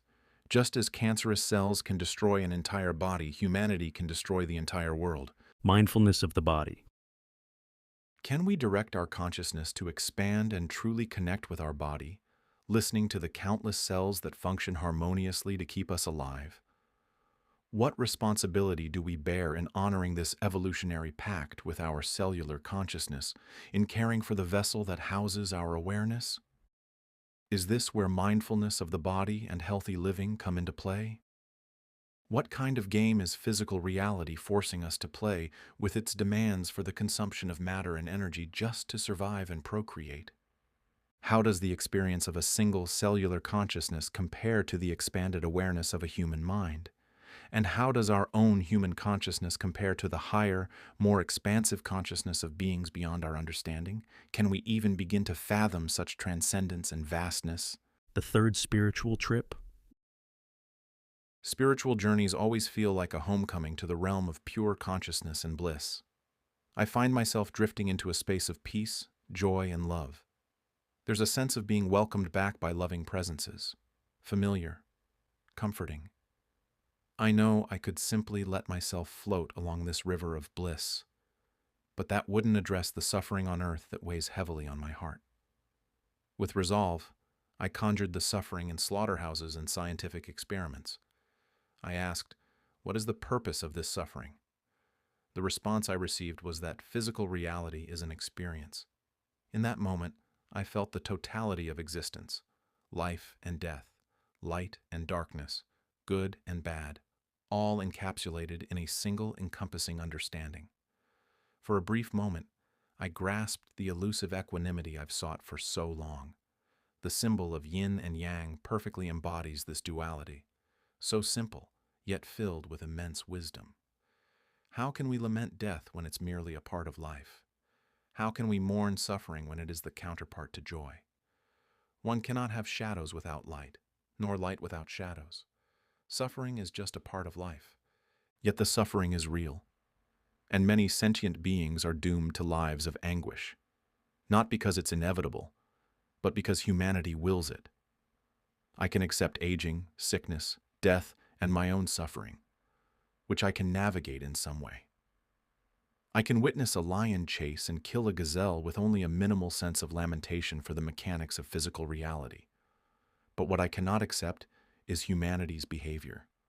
We possess far more free will and self-control than a lion or an ant. We can do better. The design of physical reality itself has led us to this cruel arrangement. I saw Earth as a naked baby bird, swarmed by fire ants, being chewed alive. I held this dying bird in my hands, frantic, powerless, sobbing. I asked, was this game of physicality truly thought out? Is this what they wanted? Do they see how broken this system is? Where I had often received telepathic responses before, this time there was only silence. So, I channeled the pain and suffering of the animals, raising their grievances as high as I could. The pain surged within me like a serpent forged from lava and fire, filled with anguish and defiance. My throat snarled, my teeth gnashed and chattered, and my lip curled with animalistic aggression. I felt a wounded wolf baring its fangs, driven by both fear and rage. The fiery serpent rose higher and higher, piercing through a barrier, and then emerged as a blood-red plume of feathers on a majestic bird, unbothered and looking around absent-mindedly. A beautiful but clueless bird, all that pain and rage transformed into a fluff of feathers. I scoffed at the absurdity of it. Tears of frustration and anger streamed down my face as I demanded to know whether this suffering was merely incidental. My persistence seemed to disturb the serene atmosphere, and I sensed an admonishing presence. How dare you bare your fangs at us? And who allowed this disruption into our serenity? As always, when met with, how dare you, my instinctive response was, I dare. Why wouldn't I? If I dare to write a book addressing humanity, then of course, I dare to question the system, whether man-made or of higher design. I felt the spiritual entities withdraw from me, as though I had become an outcast. It seemed that, just like humans, even higher consciousnesses don't take kindly to having their designs questioned. A thought crossed my mind. Is this what I get for being so negative? Okay. So I shifted my focus to the positive. I asked what the joys of Earth are, and suddenly, I was overwhelmed with ecstatic happiness. The pleasures of the physical world were intoxicating, and I reveled in them. No wonder consciousness is addicted to this place. It felt like the ultimate high, the most addictive drug. Earth is a place to indulge in the intoxicating aspects of existence. I thought, is Mother Earth a kind of cosmic courtesan? offering her body for consciousness to inhabit and experience? Perhaps she takes a commission on every single experience, expanding her own consciousness through each one. Father-Son, too, provides his energy to animate physical beings. Perhaps he gets his cut as well. Our vessels are a union of earth and sun, a dance of matter and energy. Yet, I wondered, is the experience worth it if her body ends up polluted and destroyed? The answer came quickly, that even if her body is ruined, her consciousness would simply move elsewhere. The physical manifestation of earth is just one of her creations, not the essence of her being. She, like all of us, is consciousness, but hers is far more expansive and far-reaching. She could find another suitable environment to nurture life again. There's no shortage of consciousness craving physical experiences. Across the universe, through space and time, there will always be other places for life to flourish. Lessons from the third spiritual trip. The brief moment of equanimity that came after recognizing the totality of good and bad, along with the transformation of deep pain and rage into a fluff of feathers, left me feeling confused and full of doubt. Perhaps wisdom is right in front of me, but I simply cannot see it. I have a sense that true wisdom would bring equanimity, but I am not there yet. Am I focusing too much on the suffering? Should I just ignore it and enjoy life? If so, what becomes of the helpless and voiceless beings who are suffering now, and the countless more who are destined to suffer? Is their pain merely incidental, just part of the physical experience? What exactly am I fighting for? What am I sacrificing my life for? Do humans with lower consciousness truly reincarnate as animals because those vessels resonate with their diminished awareness? If so, that seems fair, but does it diminish our compassion? Does knowing that reduce the urgency to elevate human consciousness and alleviate suffering? Or perhaps a much higher consciousness willingly fragmented itself into countless parts, inhabiting the bodies of animals to endure suffering and support the human experience? I am left with more questions than answers, and it is painfully clear that I still have much growth ahead of me. What has become even more obvious, however, is the addictive pleasure of the physical experience. I can imagine many spiritual consciousnesses eager and tempted by such pleasures, believing they can maintain their higher vibrations. But how likely is it for any human to think they could try cocaine or heroin for a lifetime without becoming addicted? What began as an intention to expand experience and develop true compassion can quickly overwhelm consciousness by the gravitational pull of physical pleasures, contracting, shrinking, and lowering our consciousness, trapping us here. Tale of two matchsticks. In deep meditation, I asked the universe, how does consciousness transcend the prison of the physical body and physical reality? In the silence, I was presented with two matchboxes.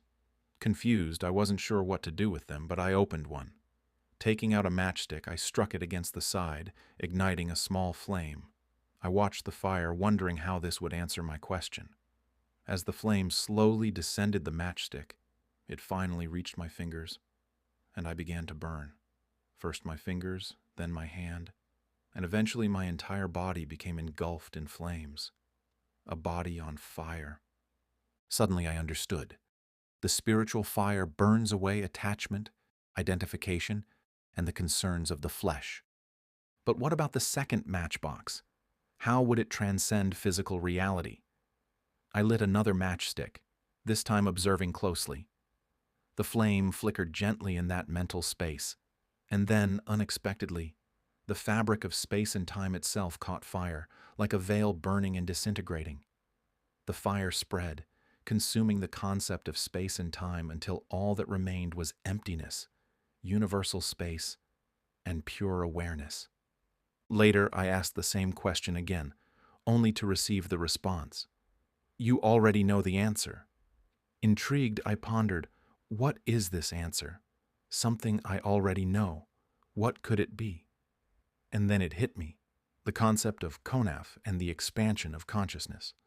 When konaf is localized and focused on the self, the body and ego grow prominent, almost inescapable. But when one expands consciousness outward, to include all of humanity, all sentient beings, the entire planet, and further, to contemplate the solar system, the galaxy, and the universe, the expansion of space in the present moment, and then expanding consciousness through time as far back as one can imagine, and forward into the future, stretching through space and time. It all seems to converge at the same point: oneness.